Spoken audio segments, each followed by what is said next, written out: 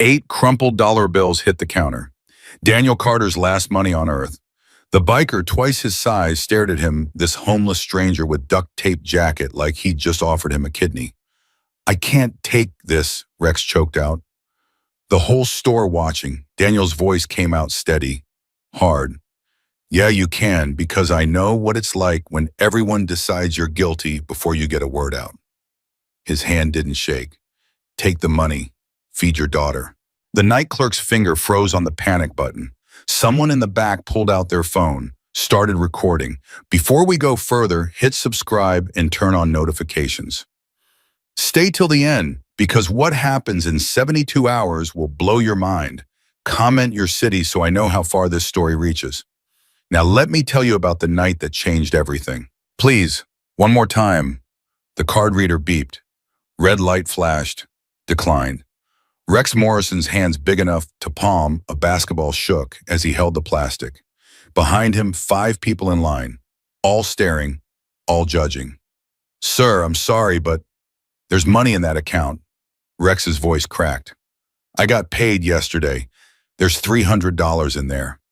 Kevin Chen, the night clerk, 22 years old and terrified, swiped again. Beep, red light. "Maybe call your bank." "At midnight," Rex laughed. No humor in it. "Yeah, that'll work great." "Then I can't. I need this formula." Rex touched the can on the counter. "My daughter, she's 8 months old. This is her last can." Daniel Carter heard it from 15 feet away, that specific desperation, the sound of a man who'd run out of options and was about to run out of pride. He knew that sound, had made it himself. 3 years ago, standing in his own store while police asked him questions about stolen inventory. "Mr. Carter, we need to know where you were on the night of—" "I was home, with my family." "Can anyone confirm that?" "My wife, my son." "Besides family." Like family didn't count. Like the people who knew him best somehow knew him least. Daniel set down his cold coffee, walked toward the register. Rex was counting bills now, 1s and 5s scattered on the counter. 12, 14, hey, 15.50. He looked up. "How much?" "23.58. "Take off the bread," Kevin typed. 1942. "The soup too." 1897. Behind Rex, a woman in hospital scrubs shifted her purse to the other shoulder, away from him, like poverty was contagious. "Sir, I still need—" "I know," Rex's voice boomed. The whole store flinched. "I know, okay, I'm trying. I'm standing here trying to figure out how to feed my kid and everyone's looking at me like I'm about to rob the place." "Well," the woman muttered. "Can you blame us?" Rex spun. "What did you say?" She stepped back. "I'm just saying, maybe if you didn't spend your money on what tattoos my bike?" Rex's face flushed. "I work 60 hours a week at Patterson's Auto Body. I pay my rent. I pay my child support. I don't drink. Don't smoke. Don't do a damn thing except try to take care of my daughter. But yeah, you look at me and see a criminal because I wear a leather vest." "The Hells Angels vest," an old man added. "Let's not pretend that doesn't mean something. It means brotherhood. It means loyalty. What's it mean when you wear your Rotary Club pin, old man? Same thing. Family." Daniel reached the counter, pulled out his wallet, threadbare, held together with a rubber band. Inside $8, a 521's 4 quarters in a baggie, 5 days of work. Walking 12 miles collecting bottles, digging through trash cans behind restaurants, getting chased off by managers who thought he was panhandling. Everything he owned, he put it on the counter. "Ring him up." Silence dropped like a curtain. Kevin stared at the money. Rex stared at Daniel. The woman in scrubs stared at both of them with her mouth open. "What are you?" Rex started. "That's $23.50. Ring it up." "Man, I can't take your money." "Not taking it. I'm giving it." "You don't understand." Rex's voice dropped. "That's probably all you have." "It is all I have." "Then why?" "Because your daughter needs formula, and I remember what it's like to need something for your kid more than you need air." Daniel met Rex's eyes, didn't blink. "Take it." Rex's jaw worked. His eyes went glossy. "I'll pay you back." "Don't want you to."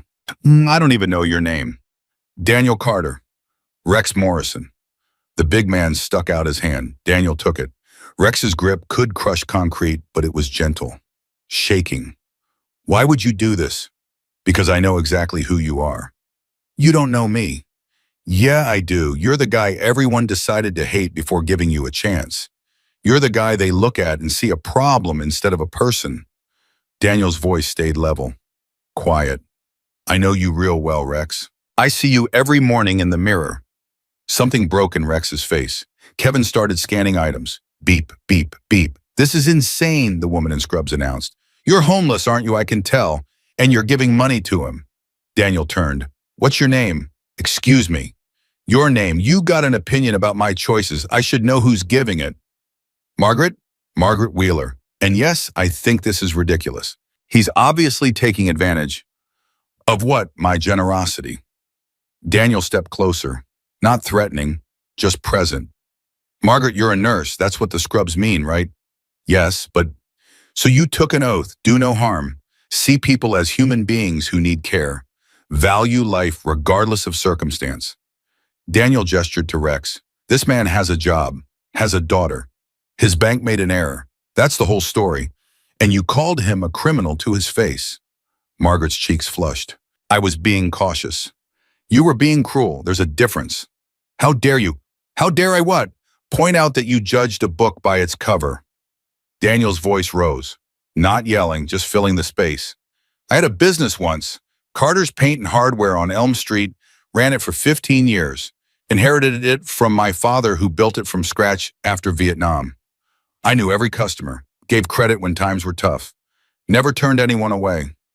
Kevin's hand stopped scanning. Everyone was listening now. Then someone stole $15,000 in inventory. Police investigated, found no forced entry, decided it had to be an inside job. Only 3 people had keys, me, my wife, my assistant manager. Daniel's hands clenched. Phil swore he didn't do it. I believed him. Police didn't believe either of us. So it was you, the old man said. No, it was Phil. They arrested him 2 years later for robbing a hardware store in Cleveland. He confessed to everything. Dozens of thefts over 5 years. Mine was just one. Then you got your store back, Margaret said. Problem solved. Daniel laughed, no humor in it. You think that's how it works? Store was gone. Bank had foreclosed. Customers had moved on. My reputation was ashes. My wife had left, taken our son to Ohio. By the time Phil confessed, I was already living in my car. The silence hurt. So when I see this man, Daniel pointed at Rex, trying to buy formula, and everyone's ready to watch him fail, I see myself. I see what happens when good people decide judgment is easier than compassion. 23.58, Kevin said quietly. Paid in full. Rex grabbed the bag, looked at Daniel. I'm going to make this right. You don't owe me anything. Brother, I owe you everything. Daniel shook his head. Just remember this. Next time you see someone getting judged, maybe you do the same. That's payment enough. Rex pulled out his phone. Give me your number. Don't have a phone. Rex stopped. What? Phone costs money. Money I use for food. Don't. Where do you eat? Food bank on Tuesdays and Thursdays. Church dinner on Sundays. Where do you sleep? Behind this building. There's cardboard back there. Stays dry most nights. Rex's face went hard, not angry, something else. Something Daniel had seen in mirrors back when he still looked at them. Determination. Daniel Carter, I need you to listen very carefully. Okay? The Hells Angels people hear that and think criminals, outlaws, trouble. Some of that's earned. We're not angels despite the name. Rex's voice steadied. But you know what we are, brothers. We take care of our own. And after what you just did, standing up for me, giving me everything you had, you're my brother now, whether you like it or not. Hey, Rex, I'm going to find you, and when I do, you're going to understand what it means when a Hell's Angel calls you family. He walked toward the door, stopped, turned back. Anyone here record this? One of the college kids raised his phone. Yeah, I got the whole thing. What's your name? Blake. Blake, post that video, but tell the truth. Tell them a homeless man gave his last $8 to a stranger. That he stood up to a crowd who'd convicted me without trial.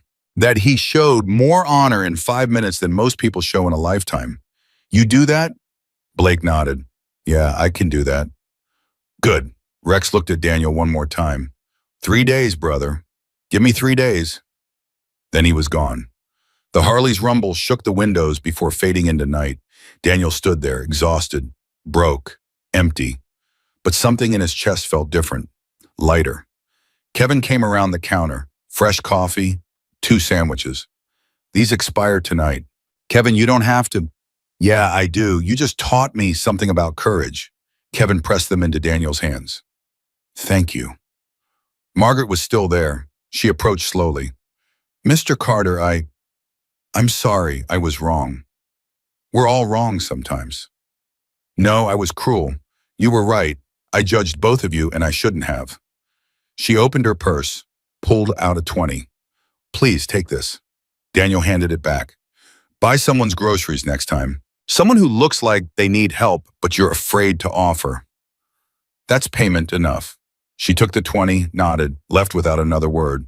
The old man approached next. Name's Harold Simmons. I was wrong too. Said some things I shouldn't have. It's forgotten. Maybe by you, not by me. Harold stuck out his hand. Daniel shook it.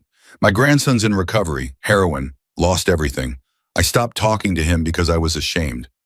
You just reminded me that shame's a choice, and I've been choosing wrong. He left too. Blake, the college kid, was still there. Phone out. Mr. Carter, this video, it's already at 10,000 views. That's nice? No, you don't understand. It's been 5 minutes, 10,000 views in 5 minutes. This is going viral. Daniel didn't know what that meant. Okay. Can I interview you, ask you some questions for, no thanks, son, I'm tired, need to sleep. Blake nodded. Okay, but Mr. Carter, you're about to be famous. Daniel picked up his coffee and sandwiches, walked toward the back exit. Famous. Right. He'd settle for warm and dry. Outside his spot behind the dumpster waited. Cardboard still there. Heating vent humming. He arranged the cardboard, sat down, ate the first sandwich slowly. Above him, stars filled the January sky. Somewhere Rex was riding home to his daughter. Somewhere Ethan was probably asleep in his dorm.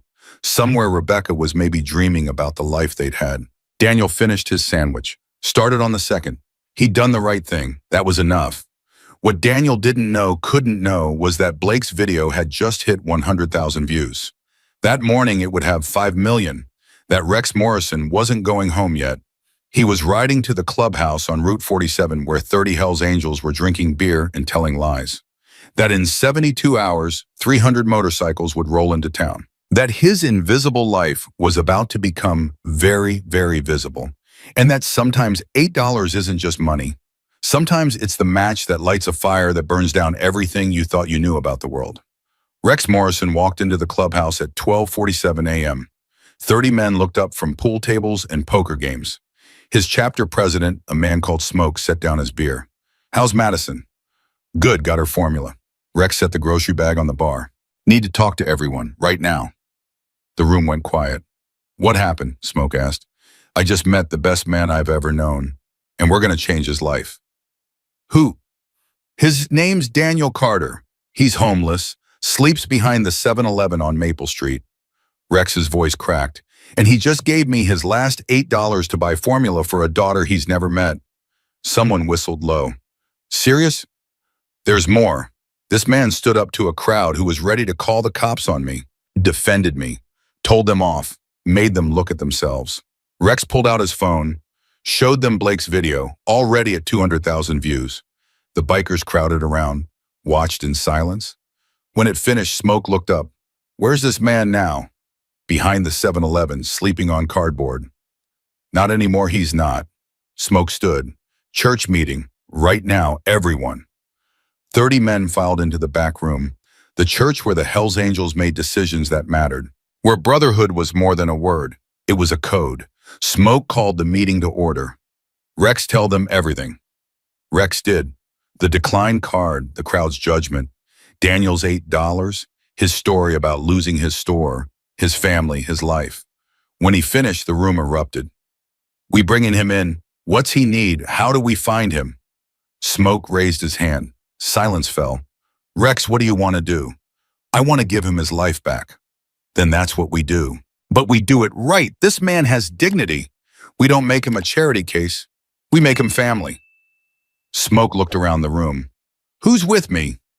30 hands went up. Good. Rex, your point on this. Whatever you need, money, manpower, connections, you got it. But I want this done in 3 days, before he disappears on us. 3 days, Rex agreed. And I want every chapter within 200 miles to know about this. If we're doing this, we're doing it big. This man stood up for one of us. We stand up for him. All of us. The room erupted again. But this time it was planning, strategy. 30 men who'd lived hard lives, made bad choices, fought for every scrap of respect they'd earned, now focused entirely on one homeless man who'd shown them what honor looked like. Rex walked outside, pulled out his phone, started making calls. Behind the 7-Eleven, Daniel Carter slept on cardboard, unaware that his life was about to change forever. And somewhere in the digital universe, Blake's video hit 1 million views. The caption read, "Homeless man gives last $8 to help struggling biker dad, faith in humanity restored." 5 million people would see it by morning, including Rebecca Carter in Columbus, Ohio, who would drop her coffee cup on her kitchen floor and start crying, including Ethan Carter, who would call his mother at 6 a.m., saying, "That's Dad, Mom, that's Dad," including Tom Bradley, owner of the 7-Eleven, who would call his district manager and quit on the spot because he had better things to do than work for a corporation that didn't give a damn about people like Daniel, including Margaret Wheeler, who would donate $200 to the homeless shelter and volunteer there every Sunday for the next 5 years, including Harold Simmons, who would call his grandson for the first time in 18 months and say, "I'm sorry, come home." $8. One act of courage. 72 hours until everything changed. The counter was running. Daniel woke to someone shaking his shoulder. Sir, you need to wake up." He jerked upright, heart hammering. Took a second to remember where he was. Behind the 7-Eleven, cardboard beneath him. January cold seeping into his bones. Kevin stood over him, phone in hand, face pale. "What's wrong?" Daniel's voice came out rough. "Someone call the cops on me." "No, nothing like that." Kevin crouched down. "Daniel, you need to see this." He held out his phone. A video played. Daniel squinting at the screen in the pre-dawn dark. Took him a moment to realize what he was watching. Himself last night, sliding $8 across the counter. "That's from yesterday," Daniel said. "So what? Look at the number. 5 million views, posted 9 hours ago." Daniel's stomach dropped. 5 million. It's everywhere. Twitter, Facebook, TikTok, Instagram. People are calling you a hero. "I'm not a hero, I just helped a guy buy formula." "Yeah, well, the internet disagrees." Kevin scrolled through comments. "Look at this. Faith in humanity restored. This is what real kindness looks like. Someone find this man and help him." There's like 50,000 comments, Daniel. 50,000. Daniel handed back the phone. "Okay, that's nice. People liked it. Doesn't change anything." "It changes everything. People are looking for you. News stations, podcasters. Someone started a GoFundMe." "A what?" "Online fundraiser. They've raised $47,000. For you." The cardboard beneath Daniel suddenly felt unstable, like the ground had shifted. "That's not possible." "It's happening right now." And Daniel, Kevin's voice dropped. "Your ex-wife commented on the video." Everything stopped. "What did she say?" Kevin pulled up the comment. Read it aloud. "That's my husband. Was my husband. Daniel Carter. He owned Carter's Paint and Hardware. Someone stole from him, and everyone blamed him. He lost everything because of lies. If anyone knows where he is, please tell him Rebecca and Ethan are looking for him." We never stopped believing. Daniel's throat closed. He couldn't breathe, couldn't think. "She's looking for you," Kevin said gently. "Your family's looking for you.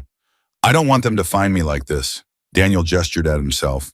3-year-old jacket, duct tape, and cardboard. "Not like this." "Then let them help you. The GoFundMe, no." Daniel stood. His back screamed. Sleeping on concrete did that. "I didn't do it for money. I did it because it was right. Taking money now makes it transactional, makes it cheap.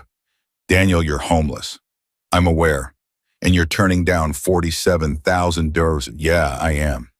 Kevin stared at him. "You're either the most principled man I've ever met or the most stubborn. Can it be both?" A car pulled into the lot. Tom Bradley, the 7-Eleven owner. He got out, walked straight to them. Kevin told me, Tom said, no preamble. About the video, about everything. I didn't ask for any of this, Daniel said. I know, that's why it matters. Tom pulled an envelope from his jacket. I'm quitting. Called corporate this morning. Told them I'm done. What, why? Because I've been letting you sleep behind my store for 3 years, and I never once asked if you needed help. Never offered you a job. Never did a damn thing except pretend I didn't see you. Tom handed him the envelope. There's $2,000 in there. Severance pay I'm not taking. You need it more than I do. Daniel didn't take it. Tom, I can't. Yeah, you can. Consider it back pay for teaching me what decency looks like. Tom pressed it into his hands. And Daniel, I'm opening a new store, independent. No corporate bullshit. You want a job, it's yours. I don't have an address. Can't pass a background check. Can't. I don't care. You show up, you got work. Simple as that. Tom walked back to his car, drove away. Daniel stared at the envelope. $2,000 in his hands, just like that. You gonna take it? Kevin asked. Apparently I don't have a choice. His phone, the one he didn't have, rang, except it did ring. Kevin's phone. He answered, listened. His eyes went wide. It's Rex. He wants to talk to you. Daniel took the phone. Hello. Brother. Rex's voice came through rough, emotional. You see the video? Yeah. Good, because we need to talk, face to face. Where are you? Behind the 7-Eleven, same place. Stay there, I'm coming to get you, 30 minutes. Rex, I'm not asking. 30 minutes. The line went dead. Kevin took his phone back. What did he say? He's coming to get me. That's good, mate. Daniel didn't know anything anymore. Yesterday he'd been invisible. Today 5 million people knew his face. I need coffee, Daniel said. They went inside. Kevin poured him a cup. On the house, the morning shift clerk, a woman named Patricia, had seen the video too. You're him, she said, the man from the video. Yeah, that was beautiful, what you did. Just seemed right. Most people don't do what seems right. They do what's easy. Patricia pulled out her phone. My daughter's homeless, in Portland. Addiction issues. I haven't talked to her in 2 years because I was angry. But watching you, her voice cracked. I called her this morning, first time in 2 years. What did she say? She cried, said she's been clean for 6 months. Been afraid to call me because she thought I'd rejected her forever. Patricia wiped her eyes. You gave me my daughter back. Thank you. Daniel didn't know what to say. I'm glad you called her. Me too. Outside engines rumbled, not one, many. Daniel looked through the window, motorcycles, dozens of them, filling the parking lot, black leather, chrome, the distinctive roar of Harleys. Oh, hell, Kevin muttered. Rex walked in first. Behind him, 30 men and women in Hell's Angels vests. They filled the store, big, intimidating, covered in tattoos and road dust. The few customers inside scrambled out. Rex walked straight to Daniel, pulled him into a hug, a real one, the kind that said family. Brother, we need to talk. About what? About changing your life. Rex led him outside. The bikers formed a circle. Protection. Privacy. Daniel stood in the center, feeling very small. Smoke stepped forward. Chapter president. Gray beard, kind eyes, hands that had seen hard work. Daniel Carter, my name's Smoke. I lead this chapter. Rex told us what you did. We watched the video. And we've made a decision. What decision? You're family now, whether you want to be or not, which means we take care of our own. I appreciate that, but not asking for appreciation, telling you how it is. Smoke gestured to the group. These men and women, we've all been where you are. Rock bottom, judged, cast out. We know what it's like when the world decides you're not worth saving. So when we see someone like you, someone who gives everything to help a stranger, we pay attention. I just gave him $8. You gave him your dignity, your pride, your last cent. Rex's voice was thick. You stood between me and a mob. Nobody does that. Nobody. A woman stepped forward, late 40s leather vest, silver jewelry. My name's Raven. I'm VP of the Sisters of Mercy chapter. We've raised $18,000 in the last 6 hours. It's yours. I can't take. Yes, you can. This isn't charity. This is family. Another biker spoke up. Younger guy tattoos up his neck. I'm Ghost. I was homeless for 2 years. Lived under a bridge in Detroit. Someone helped me. Now I help others. That's how this works. We've got more, Smoke said. A lot more. But first we need to know, what do you want? Daniel looked at all these faces.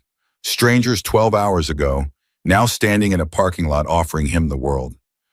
I want my family back, he said quietly. My wife, my son. But I can't go to them like this. Can't show up after 3 years with nothing? Can't. Then we fix that. Smoke turned to the group. What have we got? They started talking over each other. Organized chaos. My cousin owns an apartment complex. Can get him a place. I run a construction company. He needs work, he's hired. My sister's a lawyer, can help sort his legal stuff. I know a guy at the bank. We can set up an account. Rex held up his hand. Here's what we're doing. Today, right now, we get Daniel a phone, an apartment, clothes, and a bank account. Tomorrow, we help him find work. Day after that, he looked at Daniel. Day after that, we help you get your family back. This is too much, Daniel said. It's not enough. Rex's eyes were bright. You saved my life, brother. Not from danger, from shame.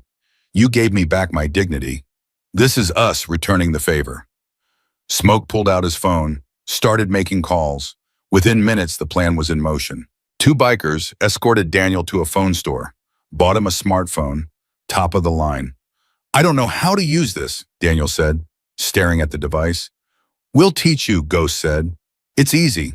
They showed him basics, how to call, text, search, then pulled up the GoFundMe, $53,000 now.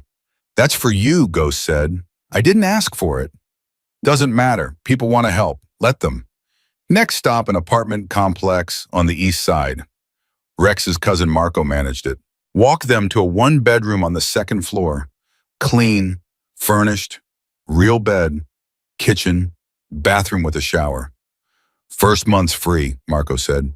After that, $500 a month. You good with that? Daniel looked around. Actual walls, actual door that locked. Yeah, I'm good with that. Keys are yours. Daniel took them. Metal warm in his palm. He hadn't held keys in 3 years. You okay, Rex asked. Daniel couldn't speak, just nodded. Come on, we're not done. They hit a clothing store. Bikers filled the aisles, pulling jeans and shirts and jackets off racks. The staff looked terrified until Smoke explained. Then they helped. Daniel tried on jeans. First new pair in 3 years. They fit. These work. Rex held up a blue button-down. Nice enough for a family dinner. The words hit Daniel in the chest. Family dinner. When was the last time he'd had one of those? Yeah, he managed. They work. They bought 6 outfits. Shoes. A winter coat, real one, not duct taped. The total came to $800. Ghost paid with cash. That's too much, Daniel said. Actually, Ghost smiled. It's $8 times 100. Figured that was appropriate. Back at the apartment, they unloaded everything. The bikers worked like a pit crew. Efficient, practiced. Someone brought groceries. Someone else brought towels and sheets. Raven set up the kitchen with dishes and utensils. By noon, the apartment looked lived in. Looked like home. Shower, Rex ordered. Then we eat. You're too skinny. Daniel stood in the bathroom, stared at himself in the mirror. First time in months he'd really looked. Gray hair, weathered skin, 3 years of hard living etched in lines around his eyes. But alive. Still alive. He showered, hot water, real soap, stayed under the spray until the water ran cool. Put on new clothes, looked at himself again. Different. Not much, but different. Outside, the bikers had ordered pizza, 10 boxes. They ate on the apartment floor, passing slices, telling stories. So there I was, Ghost said, under that bridge in Detroit. February, freezing. Hadn't eaten in 2 days. This old man had to be 70 walks up, gives me a sandwich and $20, says pass it forward when you can. I never forgot that.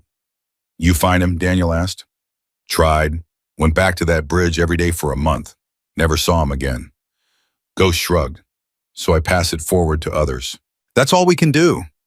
Smoke's phone rang. He answered, listened. His face changed. Pause. How many longer pause? Holy shit. Okay, we'll be ready. He hung up, looked at Rex. That was the Sacramento chapter. They saw the video. They're coming. How many? 43 bikes, Rex whistled.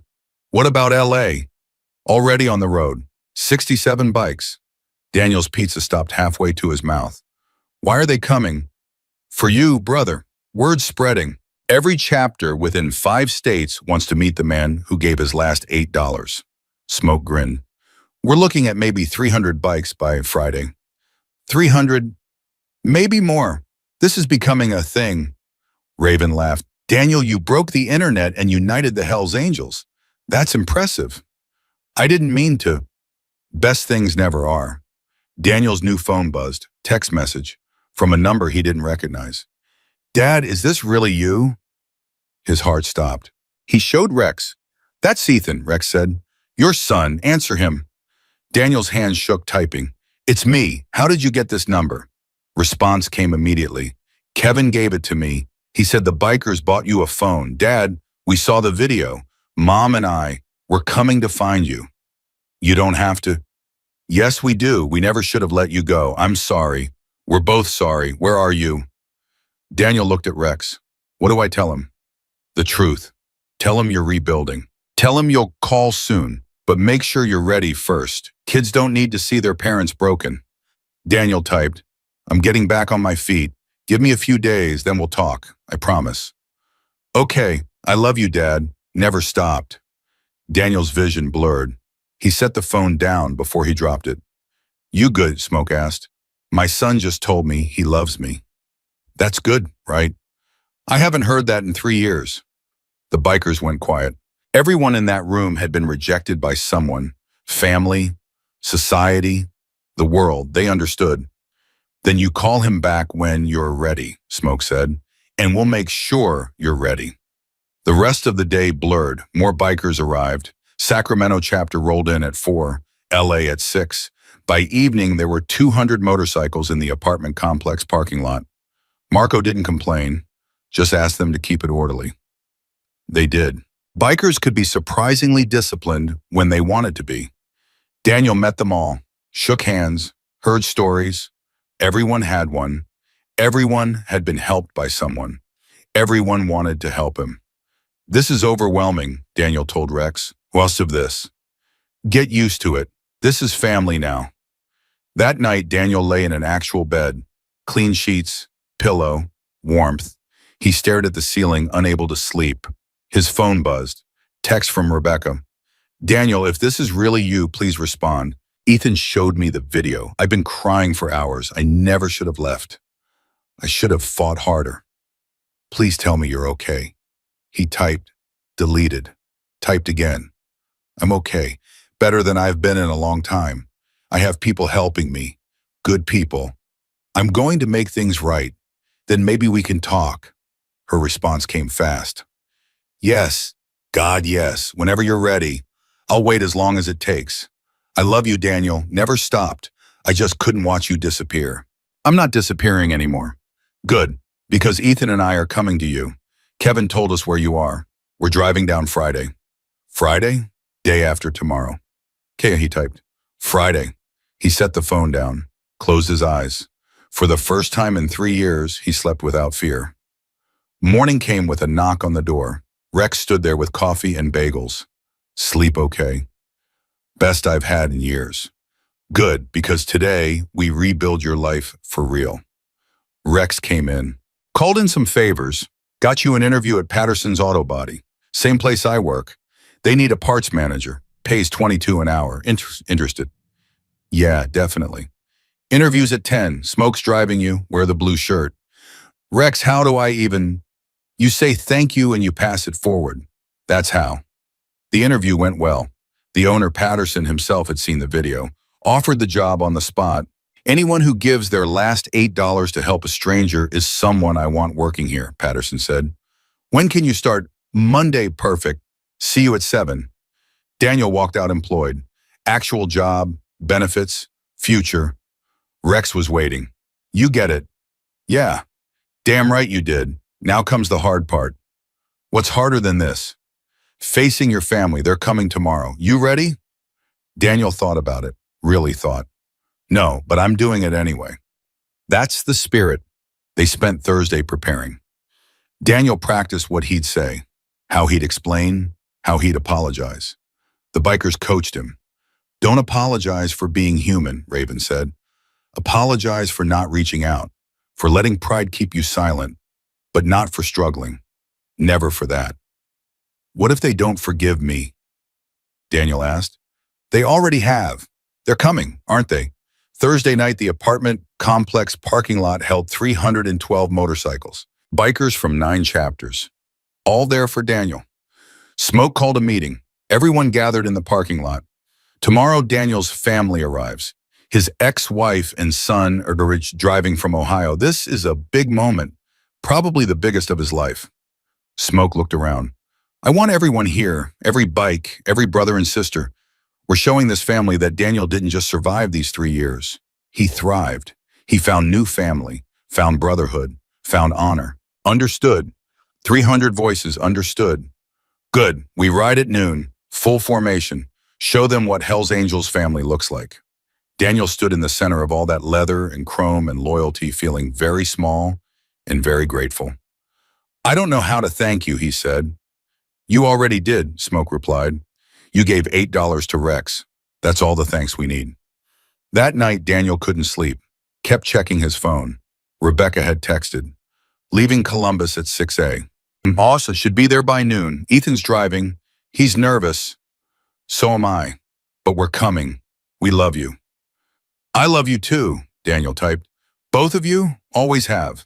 He set an alarm for 6, wanted to be ready, but sleep wouldn't come. Too many thoughts, too many emotions.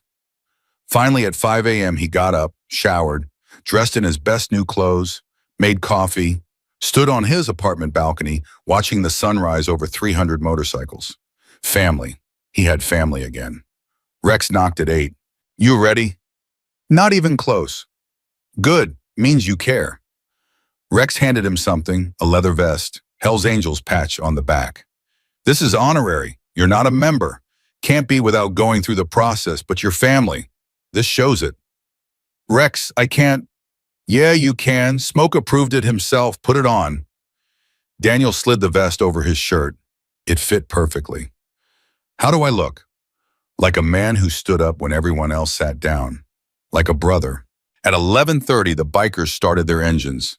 The sound was deafening, beautiful, pure power. At 11:45, Smoke's phone rang. Kevin from the 7-Eleven. They're here. Rebecca and Ethan just pulled into my parking lot. They're asking for Daniel. Send them to the complex. We're ready. Will do, and Smoke tell Daniel I'm proud of him. Smoke relayed the message. Daniel's eyes burned. At 11:58, a Honda Civic pulled into the apartment complex, Ohio plates. 300 engines revved in unison. Welcome, honor, family. The car door opened. Rebecca stepped out first. Older than Daniel remembered. Gray in her dark hair. But her eyes, those eyes he'd fallen in love with 28 years ago, were the same. Then Ethan. 21 now. Tall, blonde like Daniel. His father's jaw. His mother's smile. They stared at the sea of motorcycles. At Daniel standing in the center wearing a Hell's Angels vest. Daniel walked forward, slowly. Every step feeling like miles. Rebecca's hand went to her mouth. Danny. Hi, Becca. They stood 3 feet apart, three years and 3 feet between them. Then Rebecca closed the distance, threw her arms around him, held on like she'd never let go. I'm so sorry, she whispered. I'm so sorry. I'm the one who's sorry. I should have fought out harder. Should have. No, we both made mistakes, but we're here now. That's what matters. Ethan joined the hug. All 3 of them standing in a parking lot surrounded by 300 bikers who'd seen everything and understood everything and were giving them this moment. 300 engines idled, waiting, patient. Finally, they pulled apart. Rebecca looked at the bikers, at the vests, at the respect in every face. Are these your friends? She asked. They're my family, Daniel said. They helped me when no one else would. Smoke stepped forward, extended his hand. Ma'am, I'm Smoke, chapter president. Your husband, ex-husband, is one of the finest men I've ever met. We're honored to call him brother. Rebecca shook his hand. Thank you for taking care of him. He took care of us first. We're just returning the favor. Rex approached, held his daughter Madison, 8 months old, blonde hair, bright eyes. This is why Daniel gave his last $8, Rex said. So she could eat. Your husband saved my family's dignity.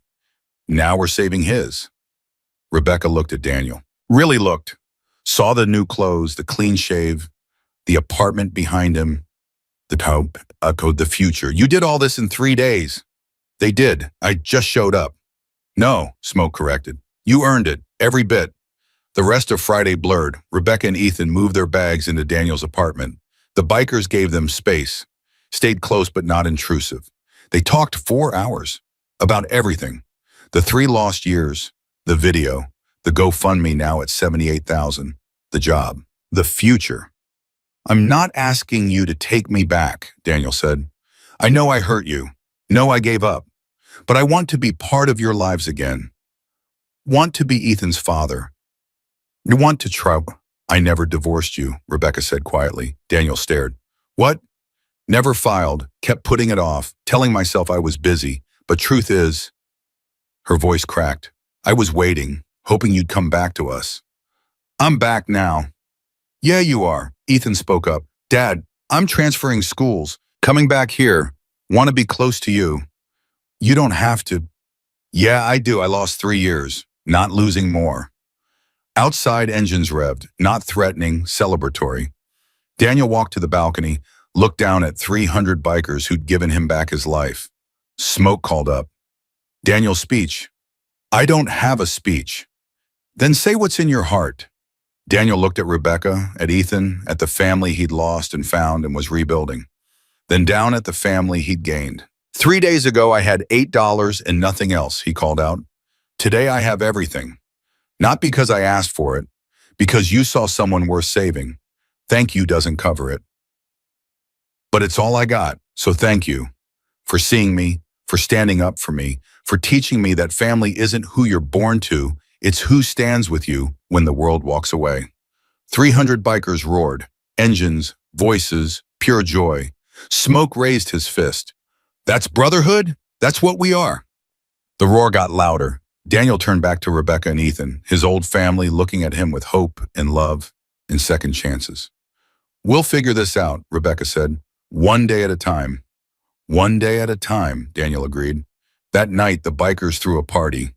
Music, food, laughter. Rebecca and Ethan mingled hearing stories about what Daniel had done. How he'd defended Rex, how he'd stood up to a crowd, how $8 had sparked a movement. I'm proud of you, Ethan said, for not giving up, for keeping your dignity even when you had nothing else. I learned it from you, Daniel replied, from watching you grow up. You taught me that character isn't what you have, it's what you do when you have nothing. Then you're the richest man I know. At midnight, the party wound down. Bikers headed to hotels. Some camped in the parking lot. Smoke approached Daniel one last time. Tomorrow we ride out, back to our chapters, back to our lives. I'll miss you guys. We're not going anywhere, just a phone call away. And Daniel, Smoke gripped his shoulder. You changed us too, reminded us why we do this, why brotherhood matters. Don't ever forget that. I won't. Smoke left. The parking lot emptied slowly. By 2 a.m. only a few bikes remained. Daniel stood on his balcony, Rebecca beside him, Ethan asleep on the couch inside. What happens now? Rebecca asked. I start work Monday. Build a life. Earn back what I lost. You already earned it. Maybe, but I want to deserve it? She took his hand, first time in 3 years. We'll get there, she said. Together. Together, Daniel agreed. Above them, stars filled the sky. Below, a few motorcycles sat silent. Tomorrow they'd be gone. But the brotherhood that stayed. Daniel closed his eyes, felt Rebecca's hand in his, heard Ethan breathing inside, felt the weight of a leather vest on his shoulders. $8 had bought this, all of this, not the money itself. The choice, the courage, the refusal to look away from someone else's pain. That was worth everything. And as dawn approached on Saturday morning, Daniel Carter, homeless man, fallen businessman, forgotten father, understood that redemption wasn't given. It was earned. one $8 decision at a time. Monday morning, Daniel's alarm went off at 5:30 a.m. He'd been awake since 4, staring at the ceiling, heart hammering. First day of work in 3 years. Rebecca stirred beside him. She'd stayed the weekend. They'd talked until dawn. Saturday slept and Sunday spent the afternoon walking around the neighborhood like normal people. Like a couple figuring out how to be a couple again. "You're nervous," she said. "Terrified." "You'll be fine." "What if I'm not?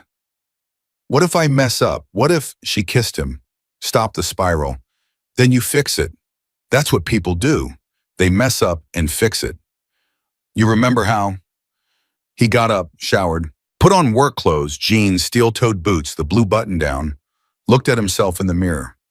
Different man than a week ago. Same face, different everything else. Rex picked him up at 6:15.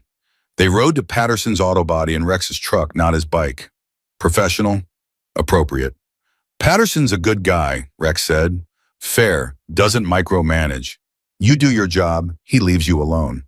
"What if I forgot how to do my job?" "You managed a hardware store for 15 years. You know inventory, you know customers, you know tools. This is the same thing with car parts instead of nails." They pulled into the lot. Dozen cars already there. The shop opened at 7, but the crew showed up early. Pride in their work. Patterson met them at the door. Older guy, maybe 65, grease under his fingernails, handshake like a vice. "Daniel, good to see you. Ready?" "Ready as I'll get." "Good enough. Come on, I'll show you the parts room."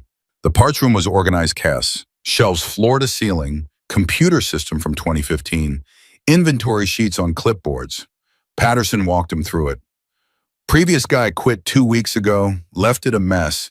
Your job is to clean it up, keep it running, order parts when we need them. Mechanics will put in requests, you fill them. Simple." "What's my budget?" "Whatever it takes to keep the shop running. I trust you not to go crazy." "Questions?" "When do I start?" "You just did." Patterson handed him a clipboard. "These are today's requests. Get to it." Then he left, just like that. Daniel stared at the clipboard. 8 requests: oil filters, brake pads, transmission, fluid alternator. For a 2012 Ford, things he could do in his sleep, he got to work. By 10 a.m. he'd filled 6 requests. The mechanics came in, grabbed parts, nodded thanks. No small talk. Just work. Daniel appreciated that. The 7th request came from a mechanic named Carlos. Walked in, looked Daniel up and down. "You're the guy from the video." "Yeah, the homeless guy who gave $8 to Rex." "That's me." Carlos stuck out his hand. "My brother was homeless, froze to death in Denver 3 years ago. Nobody helped him. Nobody gave a damn." His voice caught. "What you did for Rex, you did for my brother too, even though he's gone. Thank you." They shook. Carlos grabbed his parts and left without another word. At noon, Daniel took lunch in the break room. Rex joined him. "How's it going?" "Good, I think. Nobody's yelled at me yet."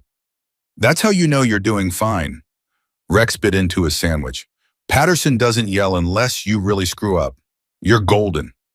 Daniel's phone buzzed. Text from Ethan. "How's the first day? Surviving. How's your day? Applied to 3 jobs. Have an interview Thursday. Moving back permanently. Found an apartment near yours." Daniel showed Rex. "He's moving back." "That's good, mate." "Yeah, really good." Daniel typed back. "Proud of you, son. Learn from the best." The afternoon flew by. More requests, more parts, more mechanics nodding approval. By 5 o'clock, Daniel had cleared 14 requests, reorganized 2 shelves, and started a new inventory spreadsheet. Patterson stopped by at closing. "How'd today go?" "Good, got through everything. Started cleaning up the inventory system." Already previous guy took 3 days to do that. Patterson clapped his shoulder. "You're going to work out fine, Daniel. See you tomorrow." Rex drove him home. Rebecca was cooking dinner, real dinner, pasta, salad, garlic bread. The apartment smelled like family. "How was it?" she asked. "Better than I expected." "Good, because I have news." Daniel froze. "What kind of news?" "The good kind. I called my boss in Columbus, asked for a transfer. There's an opening at the hospital here. Interviews Wednesday. You're moving back. If you want me to, if we're really doing this." Daniel pulled her close. Yeah, we're really doing this. Ethan came through the door carrying pizza. Figured you'd want backup food. Mom's pasta is great, but it's never enough. They ate together, all three of them. First family dinner in 3 years. They talked about everything. Work, school, plans, future. Daniel's phone rang. Unknown number. Hello, Mr. Carter. This is Amanda Price from Channel 7 News. We'd like to interview you about the video, about your story. I don't think it would be a wonderful opportunity to share your message, inspire others. We could film at your apartment or... No, thank you, but no. Mr. Carter, people want to hear from you. Then they can watch the original video. I'm not looking for attention, just trying to rebuild my life. He hung up. News, Rebecca asked. Yeah, wanted an interview. You should do it. Why, Poiler? Because your story matters. Because someone watching might be where you were a week ago. Might need to hear that it gets better. Daniel thought about that, about Patricia at the 7-Eleven calling her daughter, about Carlos and his brother, about all the messages he'd gotten from strangers saying his story gave them hope. Maybe, he said, let me think about it. Tuesday brought more work, more parts, more rhythm. Daniel was finding his groove. The job wasn't complicated, just needed attention and organization, things he was good at. At lunch, Patterson called him into the office. Sit down. Daniel sat, heart pounding. Was he getting fired already? Relax, you're doing great. Patterson leaned back. Better than great. The guys like you. Work's getting done faster. I'm impressed. Thank you. But I didn't call you in here for praise. I want to talk about your future. What future? Here, with us. Carlos told me about his brother, about what happened, and I started thinking we could do something. Start a program, hire people getting back on their feet, give them a chance like I gave you. Daniel blinked. A jobs program. Yeah, not charity, real work, real pay, but open to people who've been homeless, been in trouble, need a second chance, right? Patterson leaned forward. Would you run it? Run it. You've been there, you know what it's like. Who better to screen applicants, train them, help them succeed? I've been here 2 days, and you've already proven you can do the work. This would be additional responsibility, additional pay. Interested. Daniel's throat tightened. Yeah, very interested. Good, we'll start small, one hire at a time. You find them, train them, make sure they succeed. Deal. Deal. They shook hands. Daniel walked back to the parts room in a daze. 2 days ago, he was homeless. Now he was starting a program to help others. His phone buzzed. Text from Kevin. Hey, Daniel, remember Margaret? The nurse from that night, she just donated $500 to the homeless shelter. Said you inspired her. Thought you should know. Daniel showed Rex. People are changing because of this. That's what happens when you lead by example. People follow. Wednesday, Rebecca's interview went well. They offered her the job on the spot. She'd start in 2 weeks. Ethan's interview Thursday landed him a position at a local bank. Entry level, but it was a start. By Friday, the family was back together. Really back together, not just physically, emotionally. They'd found their rhythm again. That night, Smoke called. Daniel, I need a favor. Name it. There's a kid, 23, name's Travis. Been homeless for 6 months. Good kid, bad breaks. Reminds me of you. Smoke paused. Can Patterson's hire him? Let me ask. Daniel talked to Patterson Monday morning, explained about Travis. Patterson didn't hesitate. Bring him in, we'll give him a shot. Travis started Tuesday. Skinny kid, haunted eyes, hands that shook from withdrawal. But he showed up, did the work, listened. Daniel trained him personally, showed him the ropes. How to organize, how to interact with the mechanics, how to rebuild yourself one day at a time. Why are you helping me? Travis asked on his 3rd day. Because someone helped me. Now I'm passing it forward. That's it. That's everything. By the end of Travis's 1st week, he'd stopped shaking, started smiling. Showed up early, stayed late, asked questions. You're doing great, Daniel told him a Friday. I'm terrified I'll mess up. So was I. Still am sometimes. But fear's not a reason to quit. It's a reason to try harder. Travis nodded. Can I ask you something? Sure. That video, the $8. Was it worth it? Giving everything you had. Daniel thought about his apartment, his job, his family, Travis standing in front of him getting a second chance, Margaret calling her daughter, Carlos talking about his brother, 300 bikers who'd become family. Yeah, Daniel said. It was worth it. 2 weeks later, Channel 7 called again. Same producer, Amanda Price. Mr. Carter, we'd still love to interview you. I told you. I know what you told me, but here's the thing. Your GoFundMe is at $92,000. The video has 15 million views. You've inspired a national movement of people doing random acts of kindness. $8 challenges are trending on social media. People want to hear from you. Daniel looked at Rebecca. She nodded. Okay, he said. One interview, but not about me, about the message. What message? That dignity isn't for sale. That character is what you do when nobody's watching. That $8 can change the world if you're brave enough to give it. They filmed the interview at Patterson's Auto Body. Daniel in his work clothes, tools around him, Travis visible in the background, organizing parts. Amanda asked the questions everyone wanted answered. Why did you do it? Because it was right. But it was everything you had. So he needed it more than I did. Did you know you were being recorded? No, didn't matter. Would have done it anyway. What you want people to take away from this? Daniel looked directly at the camera. That we're all one bad break away from being the person who needs help. And we're all one good choice away from being the person who gives it. Stop judging. Start helping. It's that simple. The interview aired Sunday night. 20-minute segment. Prime time. Within an hour, Daniel's phone exploded. Messages from strangers. Thank yous. Stories. People who'd seen the interview and decided to help someone. People who'd been helped and wanted to share.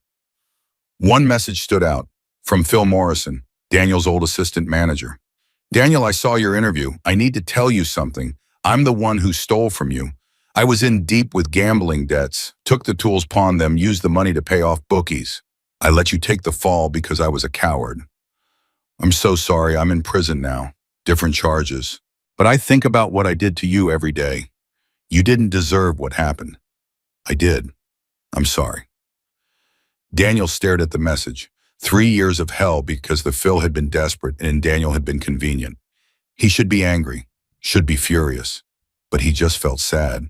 He typed back, I forgive you. That was it. 2 words. Rebecca read over his shoulder. That's all you're going to say. What else is there? He's already in prison, already suffering. Me being angry doesn't change anything. You're a better man than I am. No, I'm just tired of carrying hate. It's too heavy. The next morning, Daniel got a call from an unknown number. Woman's voice. Professional. Mr. Carter, this is Jennifer Walsh from the mayor's office. Mayor Rodriguez would like to meet with you. Why? He was inspired by your interview. Wants to discuss starting a citywide initiative. Jobs program for homeless residents. He'd like your input. When today if possible. 2 o'clock. Daniel looked at Patterson. He nodded permission. Yeah, I can do that. City Hall was intimidating. Marble floors, security, people in suits carrying briefcases. Daniel showed up in his work clothes because that's who he was now. Mayor Rodriguez met him personally. Younger guy, maybe 45, genuine smile, firm handshake. Mr. Carter, thank you for coming. Can I call you Daniel? Sure. Daniel, I watched your interview 3 times. Made my entire staff watch it. You articulated something I've been trying to say for years. That dignity matters.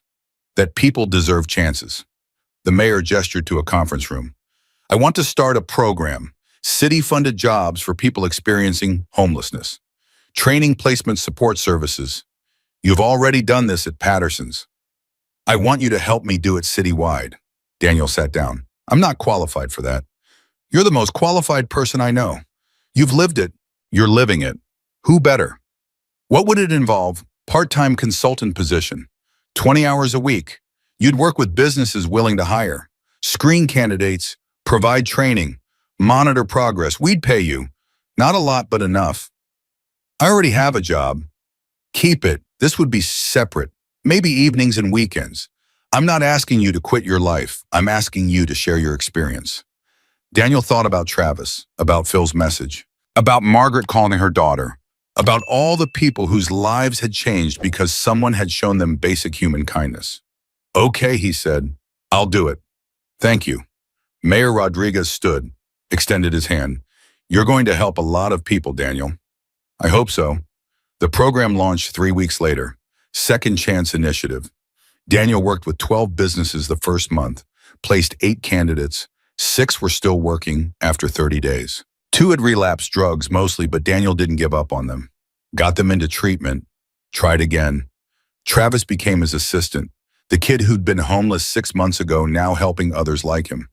How's it feel? Daniel asked him one night. Surreal, like I'm living someone else's life. You're living your life, just the version you were always supposed to have. By March, the program had placed 32 people. 29 were still employed. The local news called it a success. Mayor Rodriguez called it transformative. Daniel called it paying forward $8. Rex stopped by the apartment one Saturday. Brought Madison. The baby was walking now, toddling around on chubby legs, laughing at everything. Look at her, Rex said, eyes shining. 10 months old, happy, healthy, because you gave me $8 to buy her formula. I didn't do this alone. No, but you started it. You threw the stone that caused the ripples. Rex set Madison down. She toddled toward Daniel, grabbed his finger. She's going to grow up hearing about you, about the night a stranger became family. She'll know what real character looks like. Daniel picked up Madison. She giggled, pulled his hair. She's beautiful, Rex. Yeah, she is. Rex took a breath. Daniel, I need to tell you something.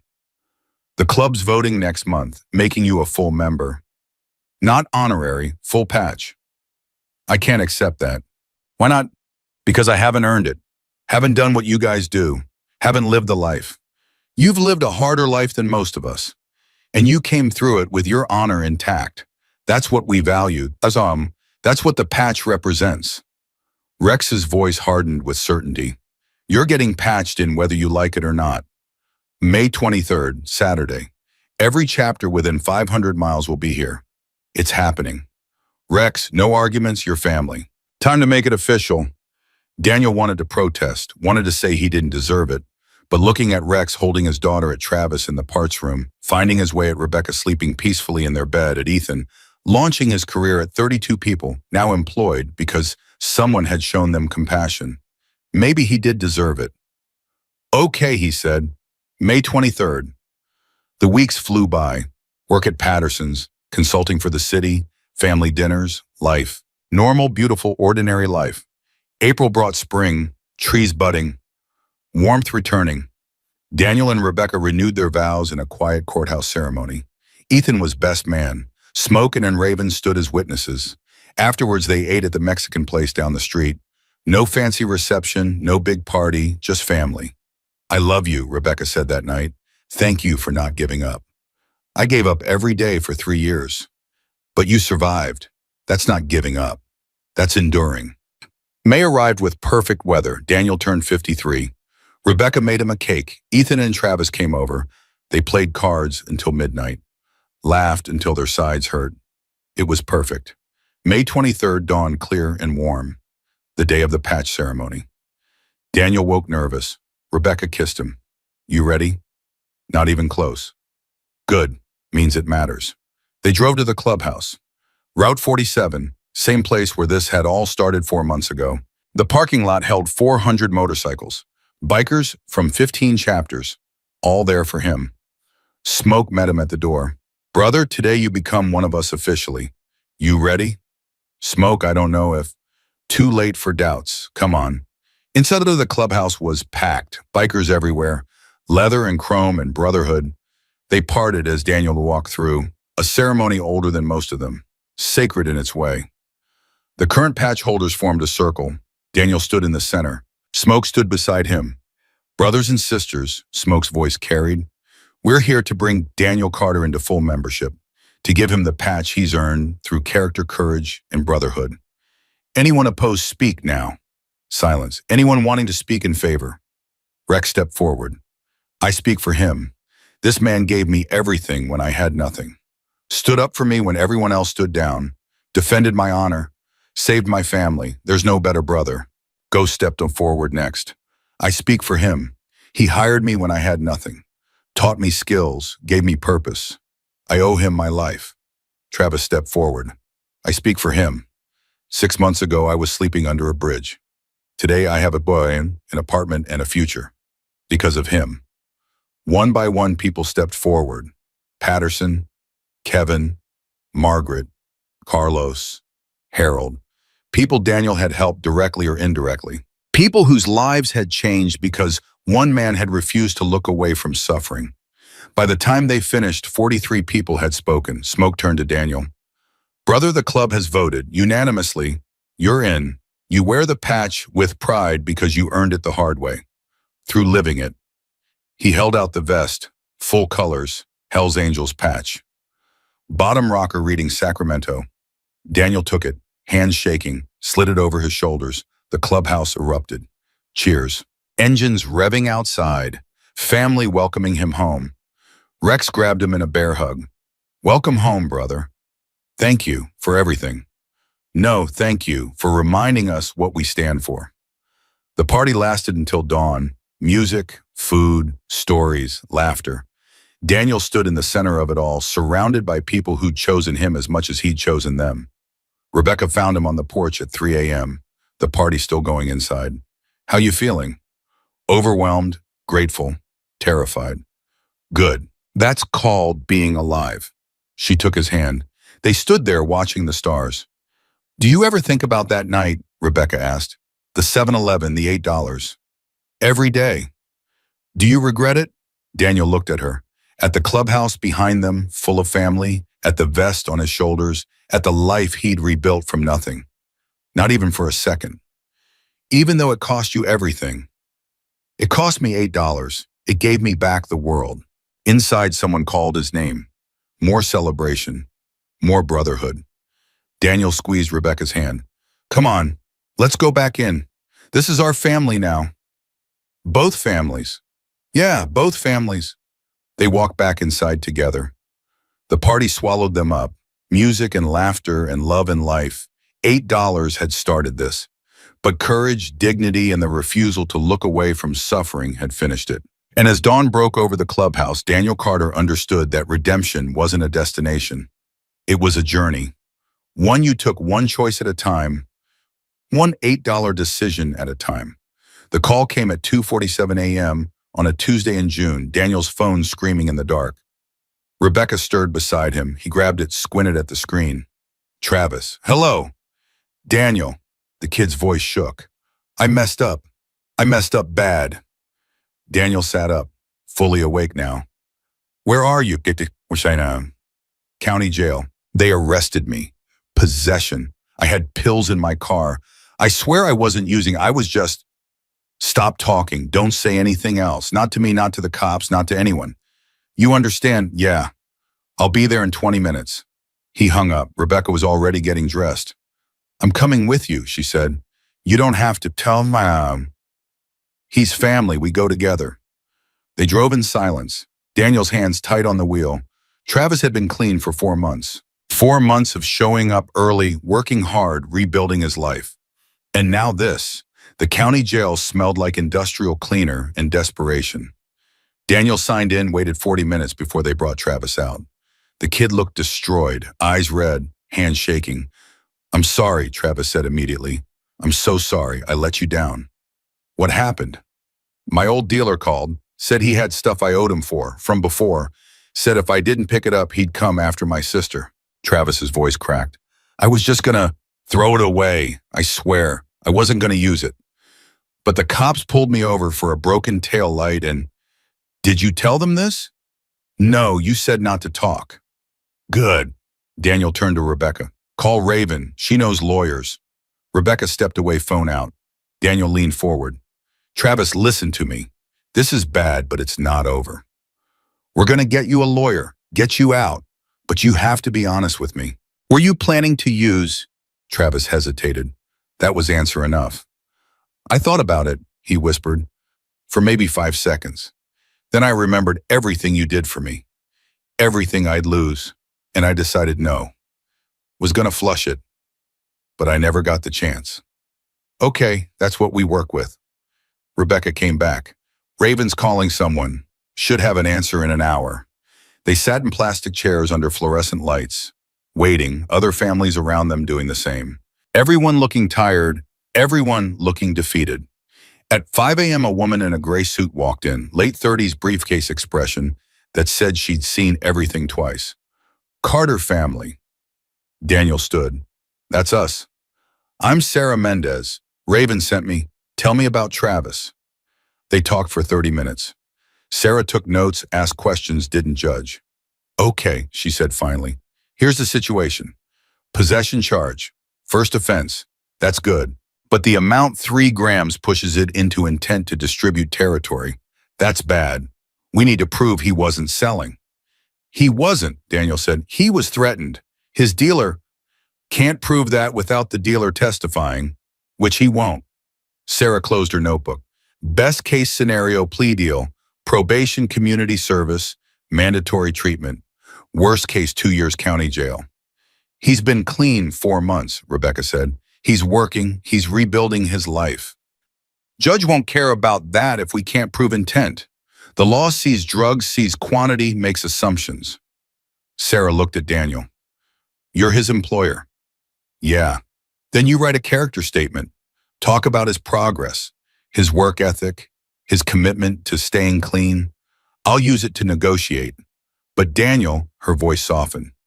You need to prepare for the possibility that Travis goes away for this. No, that's not acceptable. It might not be your choice. Daniel's jaw clenched. Then we make it our choice. Sarah left. They waited 3 more hours before Travis's arraignment. Bail set at $5,000. Daniel paid it with money from the GoFundMe. The fund was up to $106,000 now. He'd been using it to help others. This qualified. Travis walked out at noon, exhausted, scared. You shouldn't have paid that, he said in the parking lot. Where else was I going to spend it? On your family. On people who don't screw up like I do. Daniel grabbed his shoulders. You are family, and family doesn't give up on family. Ever. You understand me? Travis nodded, started crying. Daniel pulled him into a hug. Let the kid break down. Rebecca joined them, the 3 of them standing in a jail parking lot holding each other up. We're going to fight this, Daniel said. All the way. You're not going to prison. What if I do? Then I'll visit you every week. And when you get out, your job will be waiting. That's a promise. They drove Travis home, made sure he ate, made sure he had his phone charged, made sure he understood the conditions of his bail. Court's in 3 weeks, Daniel said. Between now and then, you show up to work every day. You piss clean every time they test you. You prove you're serious about staying sober. Got it. Got it. Good. Now get some sleep. They left him there, drove home in exhausted silence. This is bad, Rebecca said finally. I know. If he goes to jail, he won't. You can't promise that. Watch me. The next 3 weeks were brutal. Daniel worked at Patterson's during the day, consulted for the Second Chance Initiative at night, and spent every spare moment preparing Travis's defense. Character statements from coworkers, documentation of his sobriety, letters from his sister explaining the dealer's threats. The Hells Angels got involved. Rex and Smoke made it clear to Travis's old dealer that his services were no longer welcome in town. The message was delivered politely, firmly. The dealer left. Sarah built the case methodically. Travis's first offense status, his employment record, his commitment to treatment, the threatening phone calls from the dealer, which they'd subpoenaed from Travis's phone records. It's thin, Sarah admitted the night before court. But it's something. Judge Hartwell hears the case. She's fair but tough on drug offenses. Lost her son to an overdose 5 years ago. Makes her unpredictable. How unpredictable? She could show mercy because she understands addiction, or she could throw the book at him because she's tired of seeing young people destroy themselves. 50-50 shot. Those aren't great odds. They're the odds we have. Court day arrived. Daniel, Rebecca, Rex, Smoke, Patterson, Kevin, and 12 other people who'd worked with Travis packed the gallery. Show of support. Show of community. Travis sat at the defendant's table in a borrowed suit. He looked young, scared, like a kid who'd made one mistake and was about to pay for it forever. Judge Hartwell entered.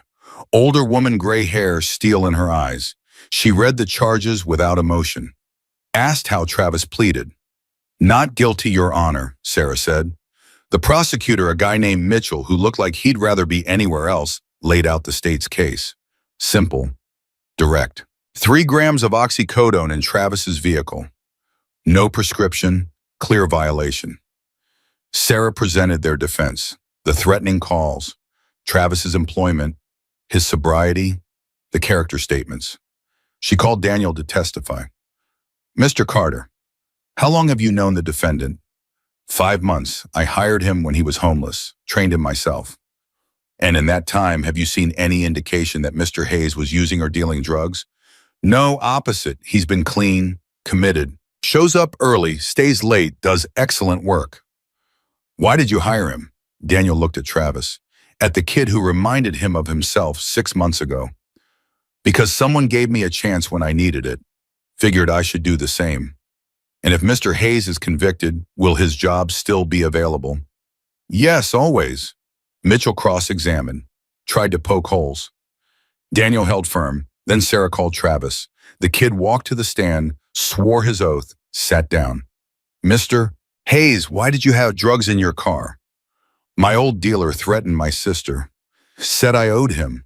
Said if I didn't pick up what he had, he'd hurt her. I panicked, picked it up, was driving to the river to dump it when the cops pulled me over. Were you planning to use those drugs? Travis paused, long enough that Daniel's stomach dropped.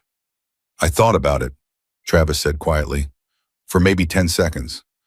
I looked at that bag and remembered how good it used to feel, how easy, how it made everything stop hurting. His voice cracked, but then I thought about Daniel, about how he gave me a job when nobody else would, about how he trusted me, and I realized using that stuff would mean throwing all of that away. So no, I wasn't going to use it. But you didn't throw it away immediately. I know I should have, but I was scared. Scared of my dealer, scared of messing up, scared of losing everything I'd built. Travis looked at the judge. I made a mistake. I should have gone straight to the cops, should have asked for help. Instead, I tried to handle it myself, and now I'm here. Mitchell stood for cross. Mr. Hayes, you admit you possessed illegal drugs? Yes. And you admit you didn't immediately destroy them or report them to authorities? Yes. No further questions. It was over in 20 minutes. Sarah made her closing argument. Mitchell made his. Judge Hartwell took a 5-minute recess. Daniel sat in the gallery, hands clenched, praying to a God he hadn't talked to in years. Please let this kid catch a break. Judge Hartwell returned. Mr. Hayes, stand. Travis stood, legs shaking. I've reviewed the evidence, I've heard testimony, and I've thought long and hard about this case. She paused. Drug addiction destroyed my family. My son died at 23 from an overdose. I've seen what these substances do to young people, to families, to communities. Daniel's heart sank.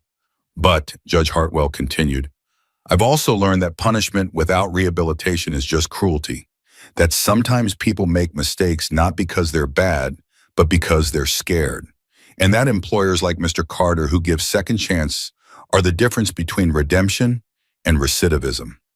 She looked at Travis. Mr. Hayes, I'm sentencing you to 3 years probation. During that time, you will submit to random drug testing. You will attend court-mandated addiction counseling. You will maintain employment, and you will perform 200 hours of community service. If you violate any of these terms, you will serve 18 months in county jail. Do you understand? Yes, Your Honor. Then get out of my courtroom and don't come back. The gallery erupted. Travis turned, found Daniel started crying. Sarah hugged him. Rebecca hugged Daniel. The Hells Angels were cheering. Outside, Travis couldn't stop shaking. I thought I was going into prison. You almost did, Sarah said.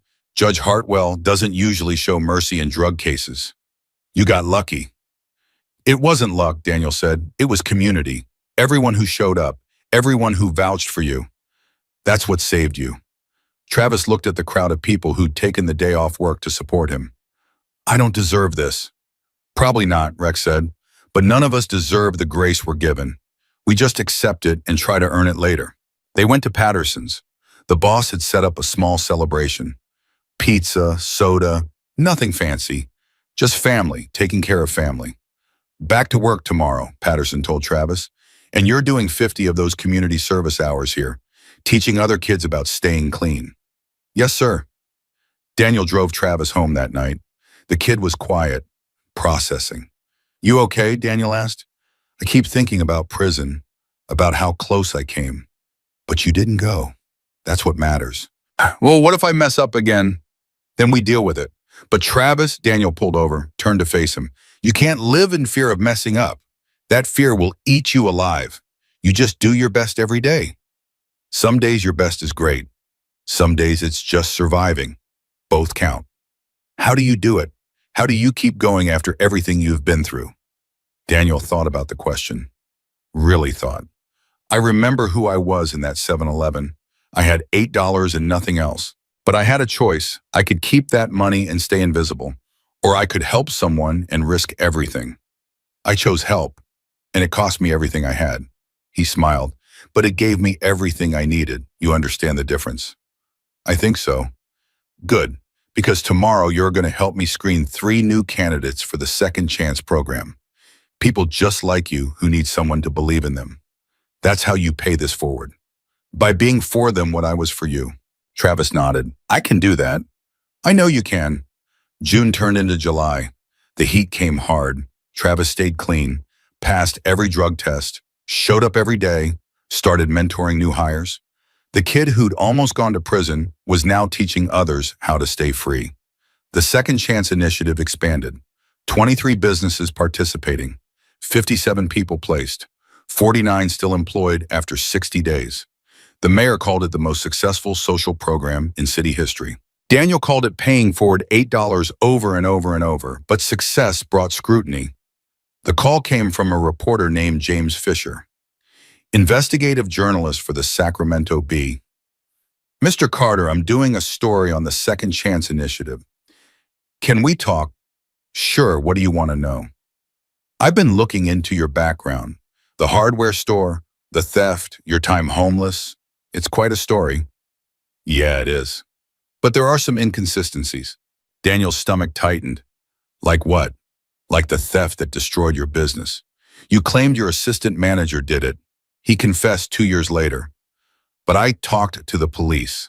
They said Phil Morrison's confession was coerced, that he only admitted to your theft as part of a plea deal for other crimes. They don't actually believe he did it. He did do it. Can you prove that? He confessed. Under duress. That doesn't prove anything.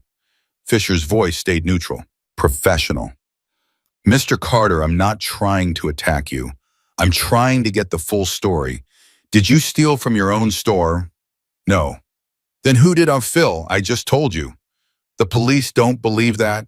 Your insurance company didn't believe that. Even your wife left because she wasn't sure. Fisher paused. Is it possible you've built this entire redemption narrative on a lie? Daniel's hands went cold. This conversation is over. Mr. Carter, he hung up, sat in his truck outside Patterson's hard hammering. Rebecca called 30 seconds later. Someone named Fisher just called me, asking about the hardware store, about whether I thought you were innocent. Danny, what's happening? He thinks I stole from myself. Did you? The question hit like a fist. You're asking me that. I need to hear you say it. No, Rebecca, I didn't steal a damn thing. Phil did. He confessed. I know, I believe you. But if this reporter starts digging, let him dig. There's nothing to find. But doubt crept in, that old familiar poison. What if people believed Fisher? What if the story changed from redemption to con artist? What if everything he'd built collapsed again? He called Sarah Mendez. I need legal advice. What's wrong? He explained. Fisher, the questions, the insinuations. Can he publish that? Daniel asked. If he frames it as questions rather than accusations, yes. First Amendment protects journalists investigating public figures. And you're a public figure now. Sarah's voice was careful. Daniel, we need to get ahead of this. Find proof Phil did it.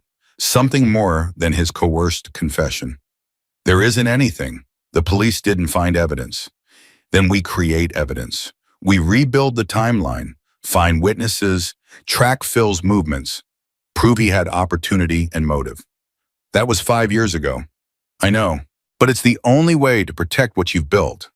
Daniel spent the next week digging into his past, called old customers, tracked down former employees, looked at financial records he'd kept in storage. Rebecca helped. So did Ethan. So did the Hells Angels. Smoke assigned 2 brothers to investigate Phil's history.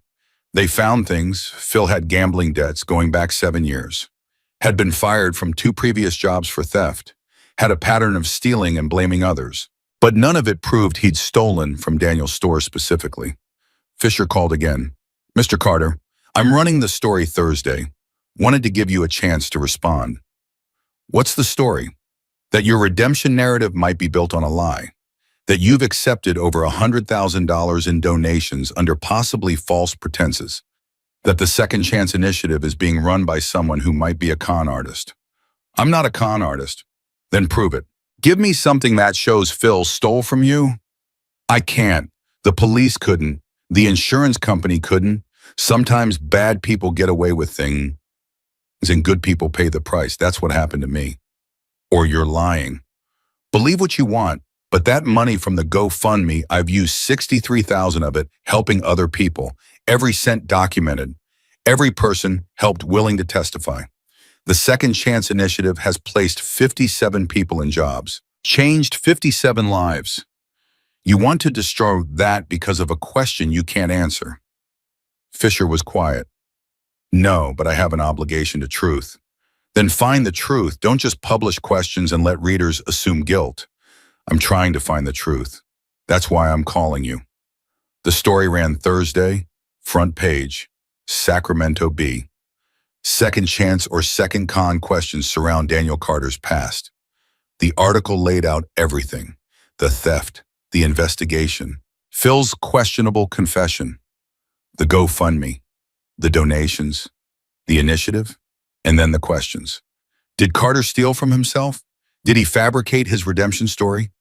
Is the $8 hero actually a con artist? Daniel's phone exploded. Messages from supporters, messages from doubters, media requests, angry emails. The internet that had celebrated him now turned to investigate him. The mayor called. "Daniel, we need to talk." "I didn't steal anything." "I believe you. But the city council is nervous. They want an independent audit of the Second Chance Initiative, want to make sure funds are being used appropriately." "Audit away. Every penny is documented." "I know, but perception matters. We might need to suspend the program until this blows over." "You're kidding." "I'm sorry, politics is ugly." The program suspended Friday afternoon. 57 people suddenly without the support system that had kept them employed. Travis called in tears. "What do we do?" "We keep going," Daniel said. "The program's suspended, but our commitment isn't.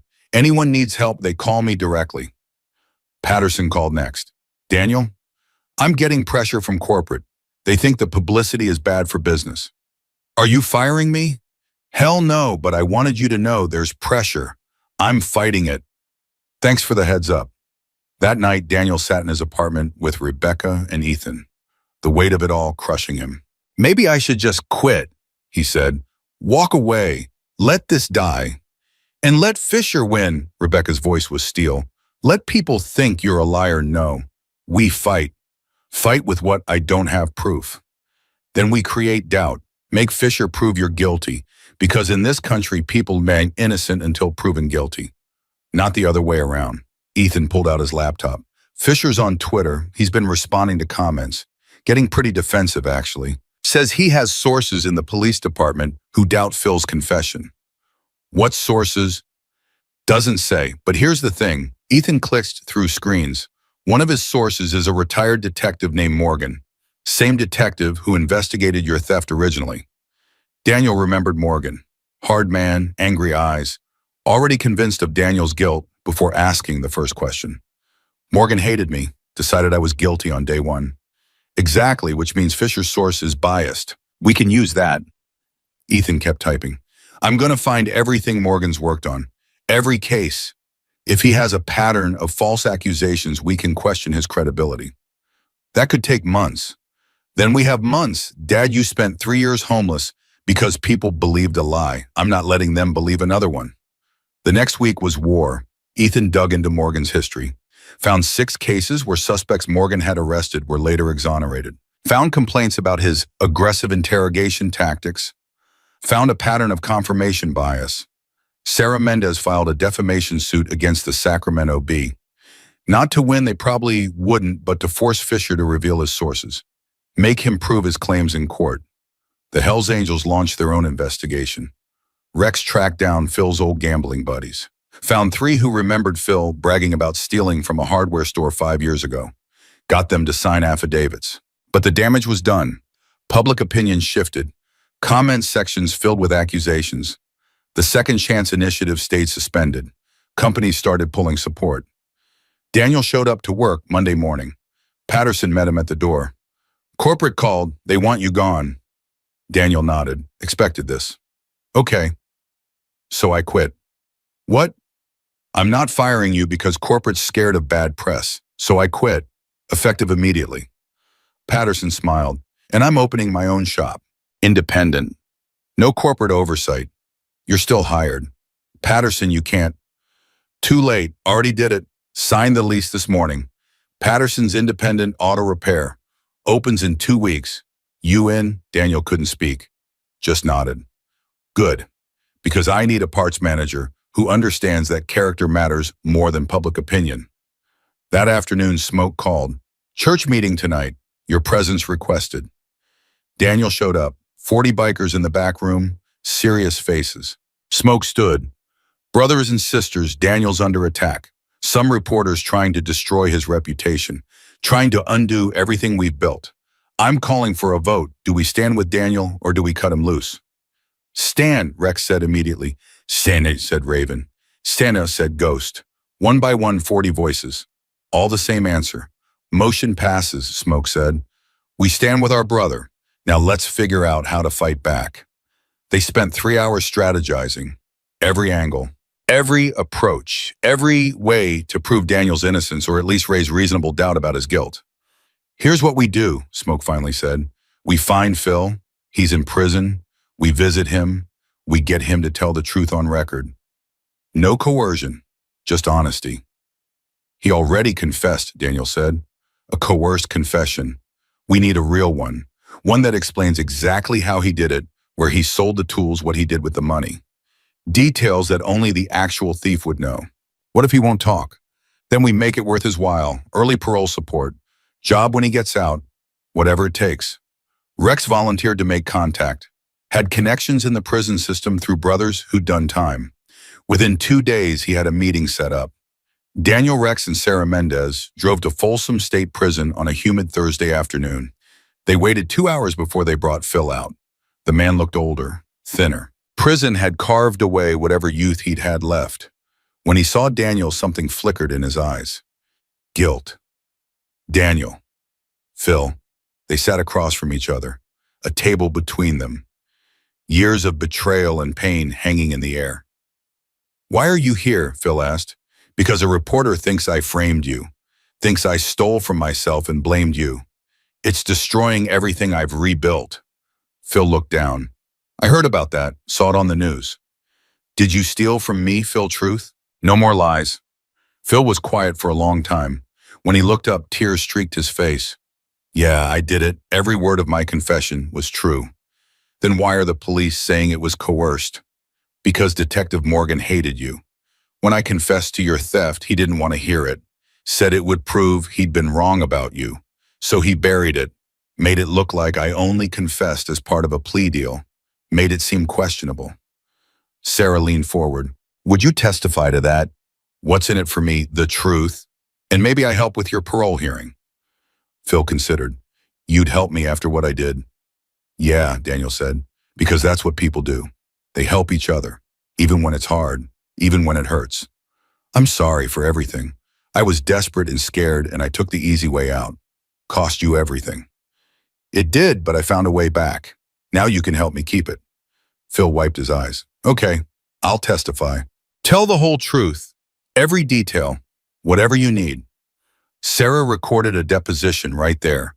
2 hours of Phil explaining exactly how he'd stolen the tools, where he'd sold them, what he'd done with the money. Details that could be verified. Details that proved he was telling the truth. They left the prison at dusk. Daniel felt lighter than he had in weeks. This changes everything, Sarah said. Fisher will have to retract or at least issue a correction. And the Second Chance Initiative should be reinstated within a week.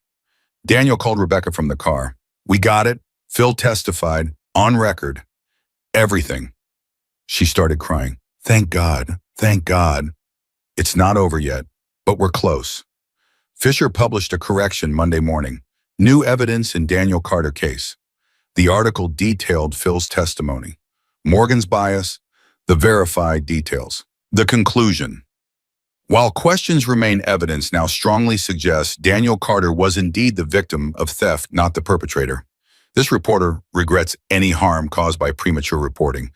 It wasn't a full apology, but it was enough. The mayor called Tuesday. The city council voted. Second Chance Initiative is reinstated, effective immediately. And Daniel, I'm sorry we doubted you. Just don't let it happen again. Fair enough. By Wednesday, companies were calling to rejoin the program. Patterson's independent auto repair opened to a line of customers. Travis passed his 60th day of sobriety, and Daniel Carter, the man who'd given his last $8 to a stranger, understood that redemption was never finished. It was just something you defended. Over and over, one choice at a time. September came with cooler air and a phone call that changed everything again. Daniel was reorganizing inventory at Patterson's Independent when his phone rang. Unknown number. He almost didn't answer. Hello. Is this Daniel Carter? Woman's voice. Professional, unfamiliar. Yeah, who's this? My name is Dr. Rachel Kim. I'm a documentary filmmaker. I've been following your story for 6 months.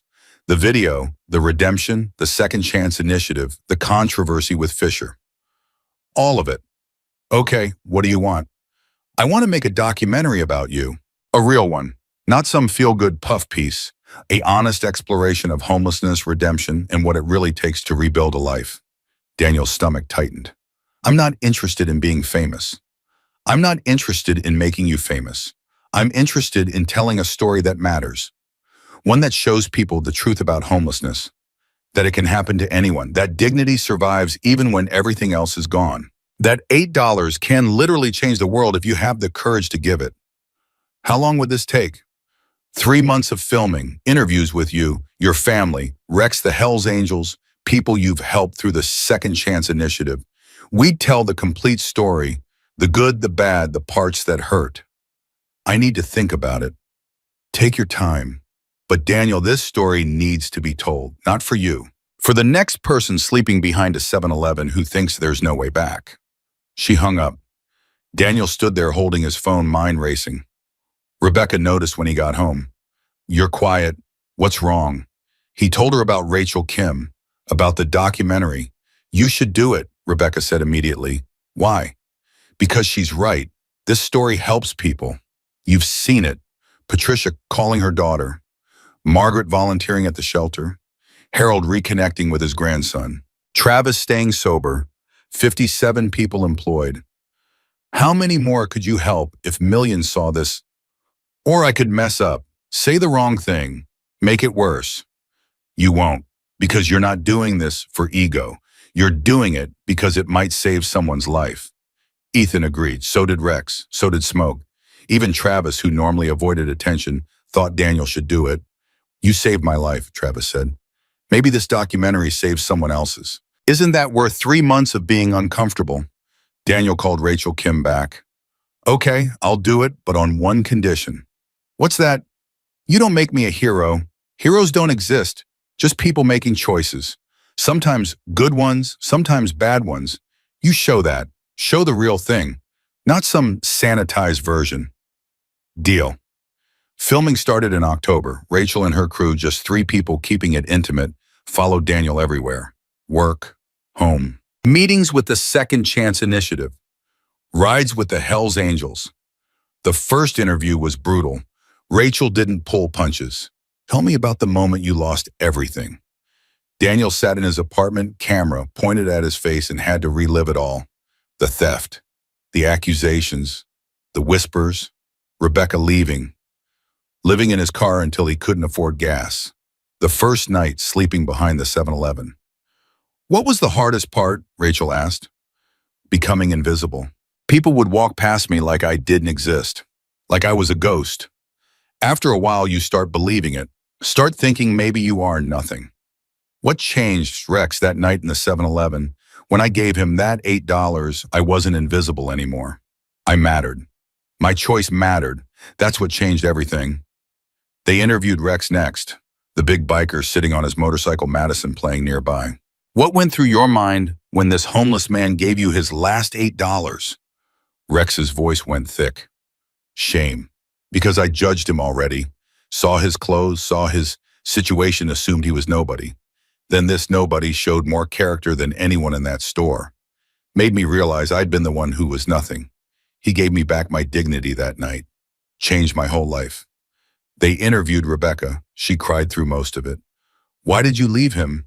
Because I was a coward. I believed he was innocent, but I couldn't watch him destroy himself, fighting a battle he couldn't win. So I ran. Took our son and ran. Left him alone when he needed me most. She wiped her eyes. I'll regret that forever. But you came back.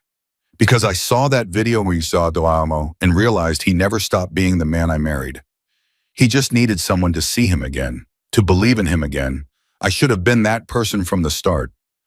They filmed at Patterson's Independent. Travis showing new hires the ropes. Patterson explaining why he'd quit his corporate job to open an independent shop. Daniel taught me something, Patterson said. That profit isn't the only thing that matters. That sometimes you take a loss to do what's right. I make less money now, work longer hours, but I sleep better at night. The Hells Angels were surprisingly willing to talk. Smoke Raven Ghost 40 others, each with their own story about being judged, being written off, finding family in unexpected places. People see the vest and assume criminal, Smoke said, but this club saved my life, gave me brothers when my own family gave up on me. Daniel understood that immediately, didn't judge Rex by his patches, judged him by his character. That's rare. November brought a twist nobody expected. Rachel got a call from a woman named Jennifer Hayes, Travis's mother. I saw your film crew, Jennifer said. Following my son around. I want to talk. Rachel set up an interview. Jennifer showed up nervous, thin, worn down by life. Tell me about Travis, Rachel said. He's my boy, my only child. I screwed up raising him. Boyfriend after boyfriend, drinking, drugs. Travis had to raise himself mostly. Jennifer's hands shook. When he got into pills, I blamed myself. Kicked him out because I thought tough love would fix him. It just broke him worse. When did you last see him? 8 months ago. He was living under a bridge. I drove past him, made eye contact, kept driving. Tears streamed down her face. I kept driving because I was ashamed. Ashamed of him, ashamed of myself, ashamed of what we'd become. Why are you here now? Because I saw him in your footage. Working, smiling, and I realized Daniel Carter gave my son something I never could. Hope. I want to thank him. And I want to ask Travis if he'll give me another chance. I don't deserve it, but I'm asking anyway. Rachel filmed the reunion, arranged it without telling Travis, just brought him to the interview location saying they needed follow-up footage. Travis walked in, saw his mother, froze. Mom, hi baby. They stood 5 feet apart, years of pain between them. What are you doing here? Travis asked. I came to say I'm sorry for kicking you out, for driving past you, for being a terrible mother. You weren't terrible, you were struggling. I was selfish, put my own pain ahead of yours, let you fall because I was too weak to catch you. Jennifer stepped closer. But I'm clean now, 6 months sober, going to meetings, seeing a therapist, and I want to be your mother again, if you'll let me. Travis looked at Daniel. Daniel nodded. Your choice. Okay, Travis said. We can try. They hugged, both crying. Rachel's camera captured everything. It was raw, real, beautiful in its brokenness. That footage became the emotional center of the documentary. Mother and son finding their way back to each other, both saved by the ripple effect of $8. December came fast. Rachel's crew wrapped filming. 3 months compressed into 90 hours of footage. She'd need 6 months to edit, expected to premiere at Sundance. This is powerful, Rachel told Daniel on the last day. Really powerful. It's going to change the conversations about homelessness. I hope so, but mostly I hope it helps someone who needs it. It will, I promise. Christmas arrived with snow and warmth and family. Daniel and Rebecca hosted dinner. Ethan brought his girlfriend. Travis brought Jennifer. Rex brought Madison and his wife. Smoke and Raven stopped by. Patterson, Kevin, Margaret, Harold, and his grandson. 23 people crammed into a two-bedroom apartment eating ham and trading stories. It was loud, chaotic, perfect. Look at this, Rebecca whispered to Daniel. Look at what you built. We built it, all of us. No, you started it, we just followed. After dinner, Smoke stood, clinked his glass for attention. I want to say something. 10 months ago, Daniel gave Rex $8. Just $8. And Rex brought that story to the club. We thought we'd help one guy get back on his feet. Simple. Smoke smiled. But it became bigger, became a movement, became a family. Tonight, there are 57 people employed because of the Second Chance Initiative. There are 3 people sober who weren't before. There are families reunited, lives saved, and it all started with one choice, one act of courage. He raised his glass to Daniel, who taught us that $8 can buy a soul back if you're brave enough to give it. Everyone raised their glasses. Daniel tried not to cry. Failed. The new year brought news. Rachel's documentary titled $8 was accepted to Sundance. Premiere scheduled for late January. You need to be there, Rachel said. You and Rebecca, the whole family. They flew to Utah, Daniel's first time on a plane in 6 years. He white-knuckled the armrest during takeoff. Rebecca held his hand. You okay, Vitarsa? Terrified. Of flying. Of everything this represents. What if people hate it? What if we made a mistake? Then we made a mistake, but I don't think we did. Sundance was overwhelming. Celebrities, media, cameras everywhere. Daniel felt out of place in his borrowed suit, like an imposter. The premiere was in a theater that held 400 people, sold out in 20 minutes. Daniel sat in the back with Rebecca, Ethan, Rex, and Smoke. Rachel had flown the whole crew out. The lights dimmed. The film was started. Opening shot, Daniel's hands placing $8 on a convenience store counter. The camera pulled back, showed his face. Showed Rex's tears, showed the whole store watching. Then the film jumped back, showed Daniel's life before. The hardware store, the theft, the accusations, the loss, Rebecca leaving, Ethan crying, Daniel sleeping behind the 7-Eleven. It showed Rex's life too, working at the auto shop, fighting to provide for Madison. The shame of a declined card, the judgment of strangers. Then it showed the night they met, how $8 changed everything. The viral video, the bikers arriving, the apartment, the job, the Second Chance Initiative. But it also showed the hard parts. Fisher's accusations, Travis's arrest, Phil's testimony, the fight to prove innocence, the cost of redemption. The film didn't shy away from pain, didn't sugarcoat struggle. It showed Jennifer crying about driving past her son, showed Margaret admitting she judged Rex without cause, showed Daniel breaking down talking about losing his family. But it also showed hope, Travis staying clean, Jennifer rebuilding her relationship with her son, Margaret volunteering at the shelter, Harold reconnecting with his grandson.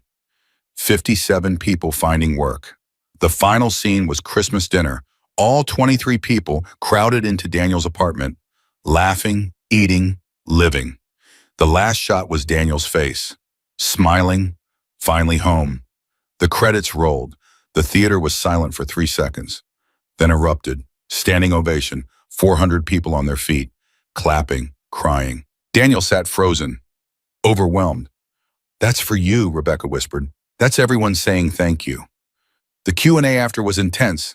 Questions about homelessness, about redemption, about the Second Chance Initiative, about how $8 changed so many lives. A woman in the audience stood. Mr. Carter, what's your message to someone who's homeless right now, someone who thinks there's no way back? Daniel thought about the question, really thought. Survive, that's it. Just survive today. You don't have to have a plan, don't have to see the whole path. Just survive this one day. Get to tomorrow, because you never know what tomorrow brings. 10 months ago, I was sleeping on cardboard. Tonight, I'm at Sundance watching a movie about my life. I didn't plan that. I just survived long enough for things to change. You can too. The applause was deafening. Another man stood. What about people who wanted to help? How do we make a difference? See people. That's the first step. We walk past homeless people every day like they're invisible. Stop doing that. Make eye contact. Say hello. Acknowledge their existence. You'd be amazed what that does for someone's dignity. Daniel paused. And if you can give $8, give it. If you can give a mile, give it. If you can give hope, give it. Small acts matter. They add up. The documentary won the Audience Award at Sundance. Within a week, Netflix bought distribution rights. Within a month, 20 million people had watched it.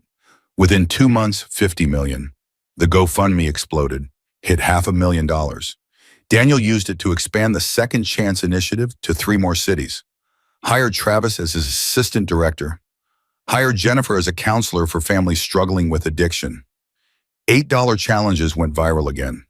Millions of people committing random acts of kindness, filming them, sharing them, creating a movement. A congressman introduced legislation, the Second Chance Employment Act, providing tax incentives for businesses hiring formerly homeless individuals. It passed with bipartisan support. 3 universities offered Daniel honorary degrees. He declined. Give them to someone who finished college. I just showed up and tried hard, but he did accept an invitation to speak at a homeless shelter in Detroit. 500 people showed up, most of them currently homeless, listening to a man who'd been where they were and found his way back. I'm not special, Daniel told them. I'm not a hero. I'm just someone who made a choice, gave $8 when I had nothing else, and that choice opened a door. But here's the thing, you all have choices too. Every day, how you treat people, how you see yourself, whether you give up or keep going. Those choices matter. They add up. They become your life. A young woman raised her hand. How do you keep hope when everything's against you? You don't always. Some days hope dies. Those are the days you just survive. But then hope comes back. Maybe from a stranger, maybe from a memory, maybe from something inside you that refuses to quit. You grab that hope when it comes. Hold on to it. Let it carry you through the next dark period. That's all any of us can do. After the speech, people lined up, wanted to shake his hand, share their stories, thank him. It took 3 hours.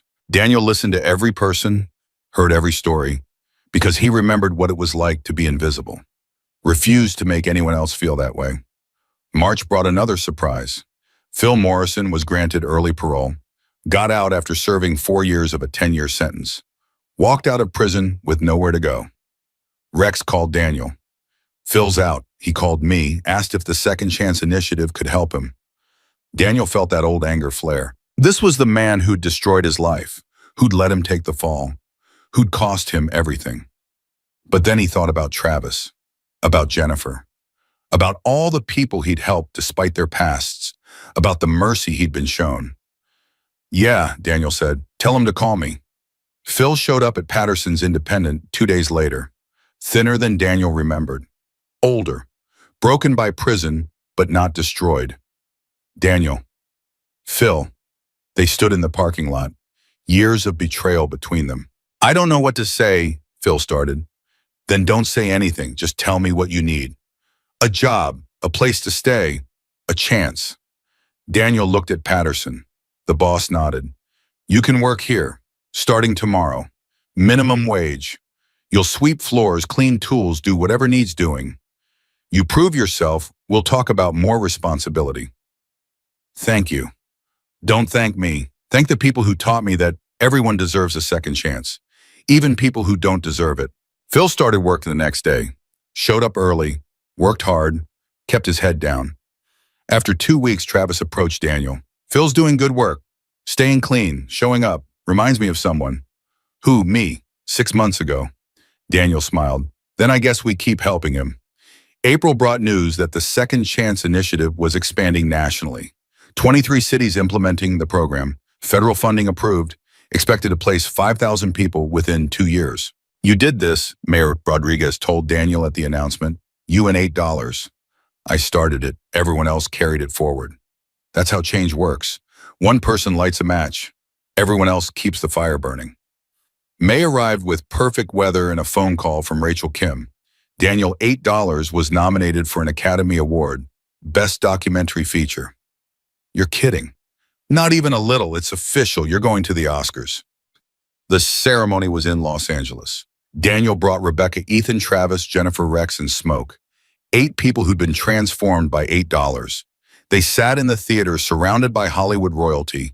Daniel in a rented tuxedo that felt like a costume. Rebecca stunning in a simple black dress. Everyone else looking slightly uncomfortable but proud. When they announced Best Documentary Feature, Daniel held his breath. And the Oscar goes to $8, Rachel Kim. The theater erupted. Rachel walked on stage, gave a speech about homelessness, dignity, and the power of small acts. Then she did something unexpected. Daniel Carter, can you come up here? Daniel froze. Rebecca pushed him. Go. He walked to the stage on shaking legs. Rachel handed him the Oscar. This belongs to you. You lived it? I just filmed it. Daniel held the golden statue, looked out at thousands of people, at millions watching on TV. I don't have a speech prepared, he said. So I'll just say this. 10 months ago, I had $8 in a choice. I could keep that money and stay invisible. Or I could help someone and risk everything. I chose help, and it cost me everything I had, but it gave me everything I needed. That's the message. Help people. See them. Treat them like they matter. Because they do. We all do. $8 can change the world, but only if you're brave enough to give it. He walked off stage. The applause followed him. That night, the speech went viral. 50 million views in 24 hours. The message spreading like wildfire. June brought the 1-year anniversary of the night Daniel met Rex. They decided to celebrate at the 7-Eleven. Where it all started, Kevin still worked there. He'd been promoted to assistant manager. When Daniel walked in, Kevin smiled. Back where it started. Yeah, felt right. The whole crew showed up. Rebecca, Ethan, Travis, Jennifer, Rex and his family, the Hells Angels. Patterson, Margaret, Harold and his grandson, people from the Second Chance Initiative, the mayor, even Rachel Kim with her camera. They stood in the parking lot, 100 people, all connected by $8. Smoke called for quiet. 1 year ago, Daniel gave Rex $8, just $8. Tonight, because of that choice, we have 73 people employed through the Second Chance Initiative. We have 3 people reunited with their families. We have a documentary that's changed national conversations about homelessness. We have a congressional act providing funding for second chance programs. We have proof that small acts matter. He turned to Daniel. Brother, you changed the world with $8 and courage. Daniel shook his head. I didn't change anything alone. You all did. Rex for bringing my story to the club. Smoke for mobilizing 300 bikers. Travis for staying clean and showing others the way. Patterson for quitting his corporate job to do what's right. Rebecca for believing in me when I didn't believe in myself. Every single person here contributed. I just threw the first stone. You all created the ripples. Rex stepped forward, handed Daniel something. A framed $8 bill, the actual bill from that night. Kevin had saved it, had it framed. For the man who taught us that dignity isn't for sale, Rex said, that character is what you do when nobody's watching. That $8 can buy back a soul. Daniel took the frame, looked at the bill, remembered that night. The fear, the choice, the moment everything changed. You know what's funny, Daniel said. People call me a hero, but I was terrified that night, giving away my last money. Standing up to that crowd, I thought I might get hurt, thought Rex might reject the help, thought it might all go wrong. But you did it anyway, Travis said. Yeah, because it was right. And sometimes doing what's right is more important than doing what's safe. They stood there as the sun set, 100 people connected by one act of courage, one choice to help instead of hide, one moment when someone decided that another person's dignity mattered more than their own comfort. Later, after everyone left, Daniel and Rebecca sat in their car outside the 7-Eleven, looking at the spot where he used to sleep. You miss it, Rebecca asked. Parts of it, the simplicity maybe. When your whole life fits in a backpack, priorities get really clear. You were surviving. I was existing, Big difference. Now I'm living. What's the difference?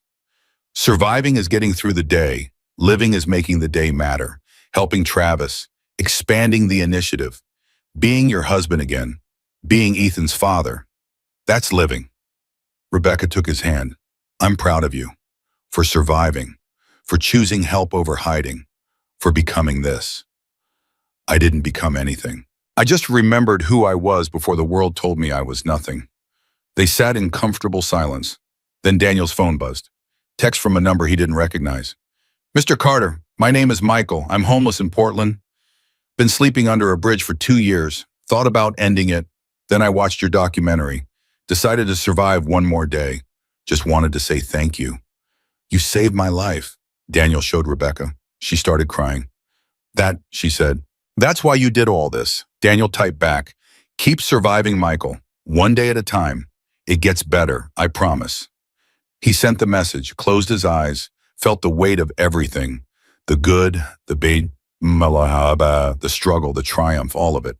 1 year ago, he'd had $8 and nothing else. Tonight, he had everything, not because of money or fame or awards, because he'd made a choice. Help someone. Refused to look away from suffering.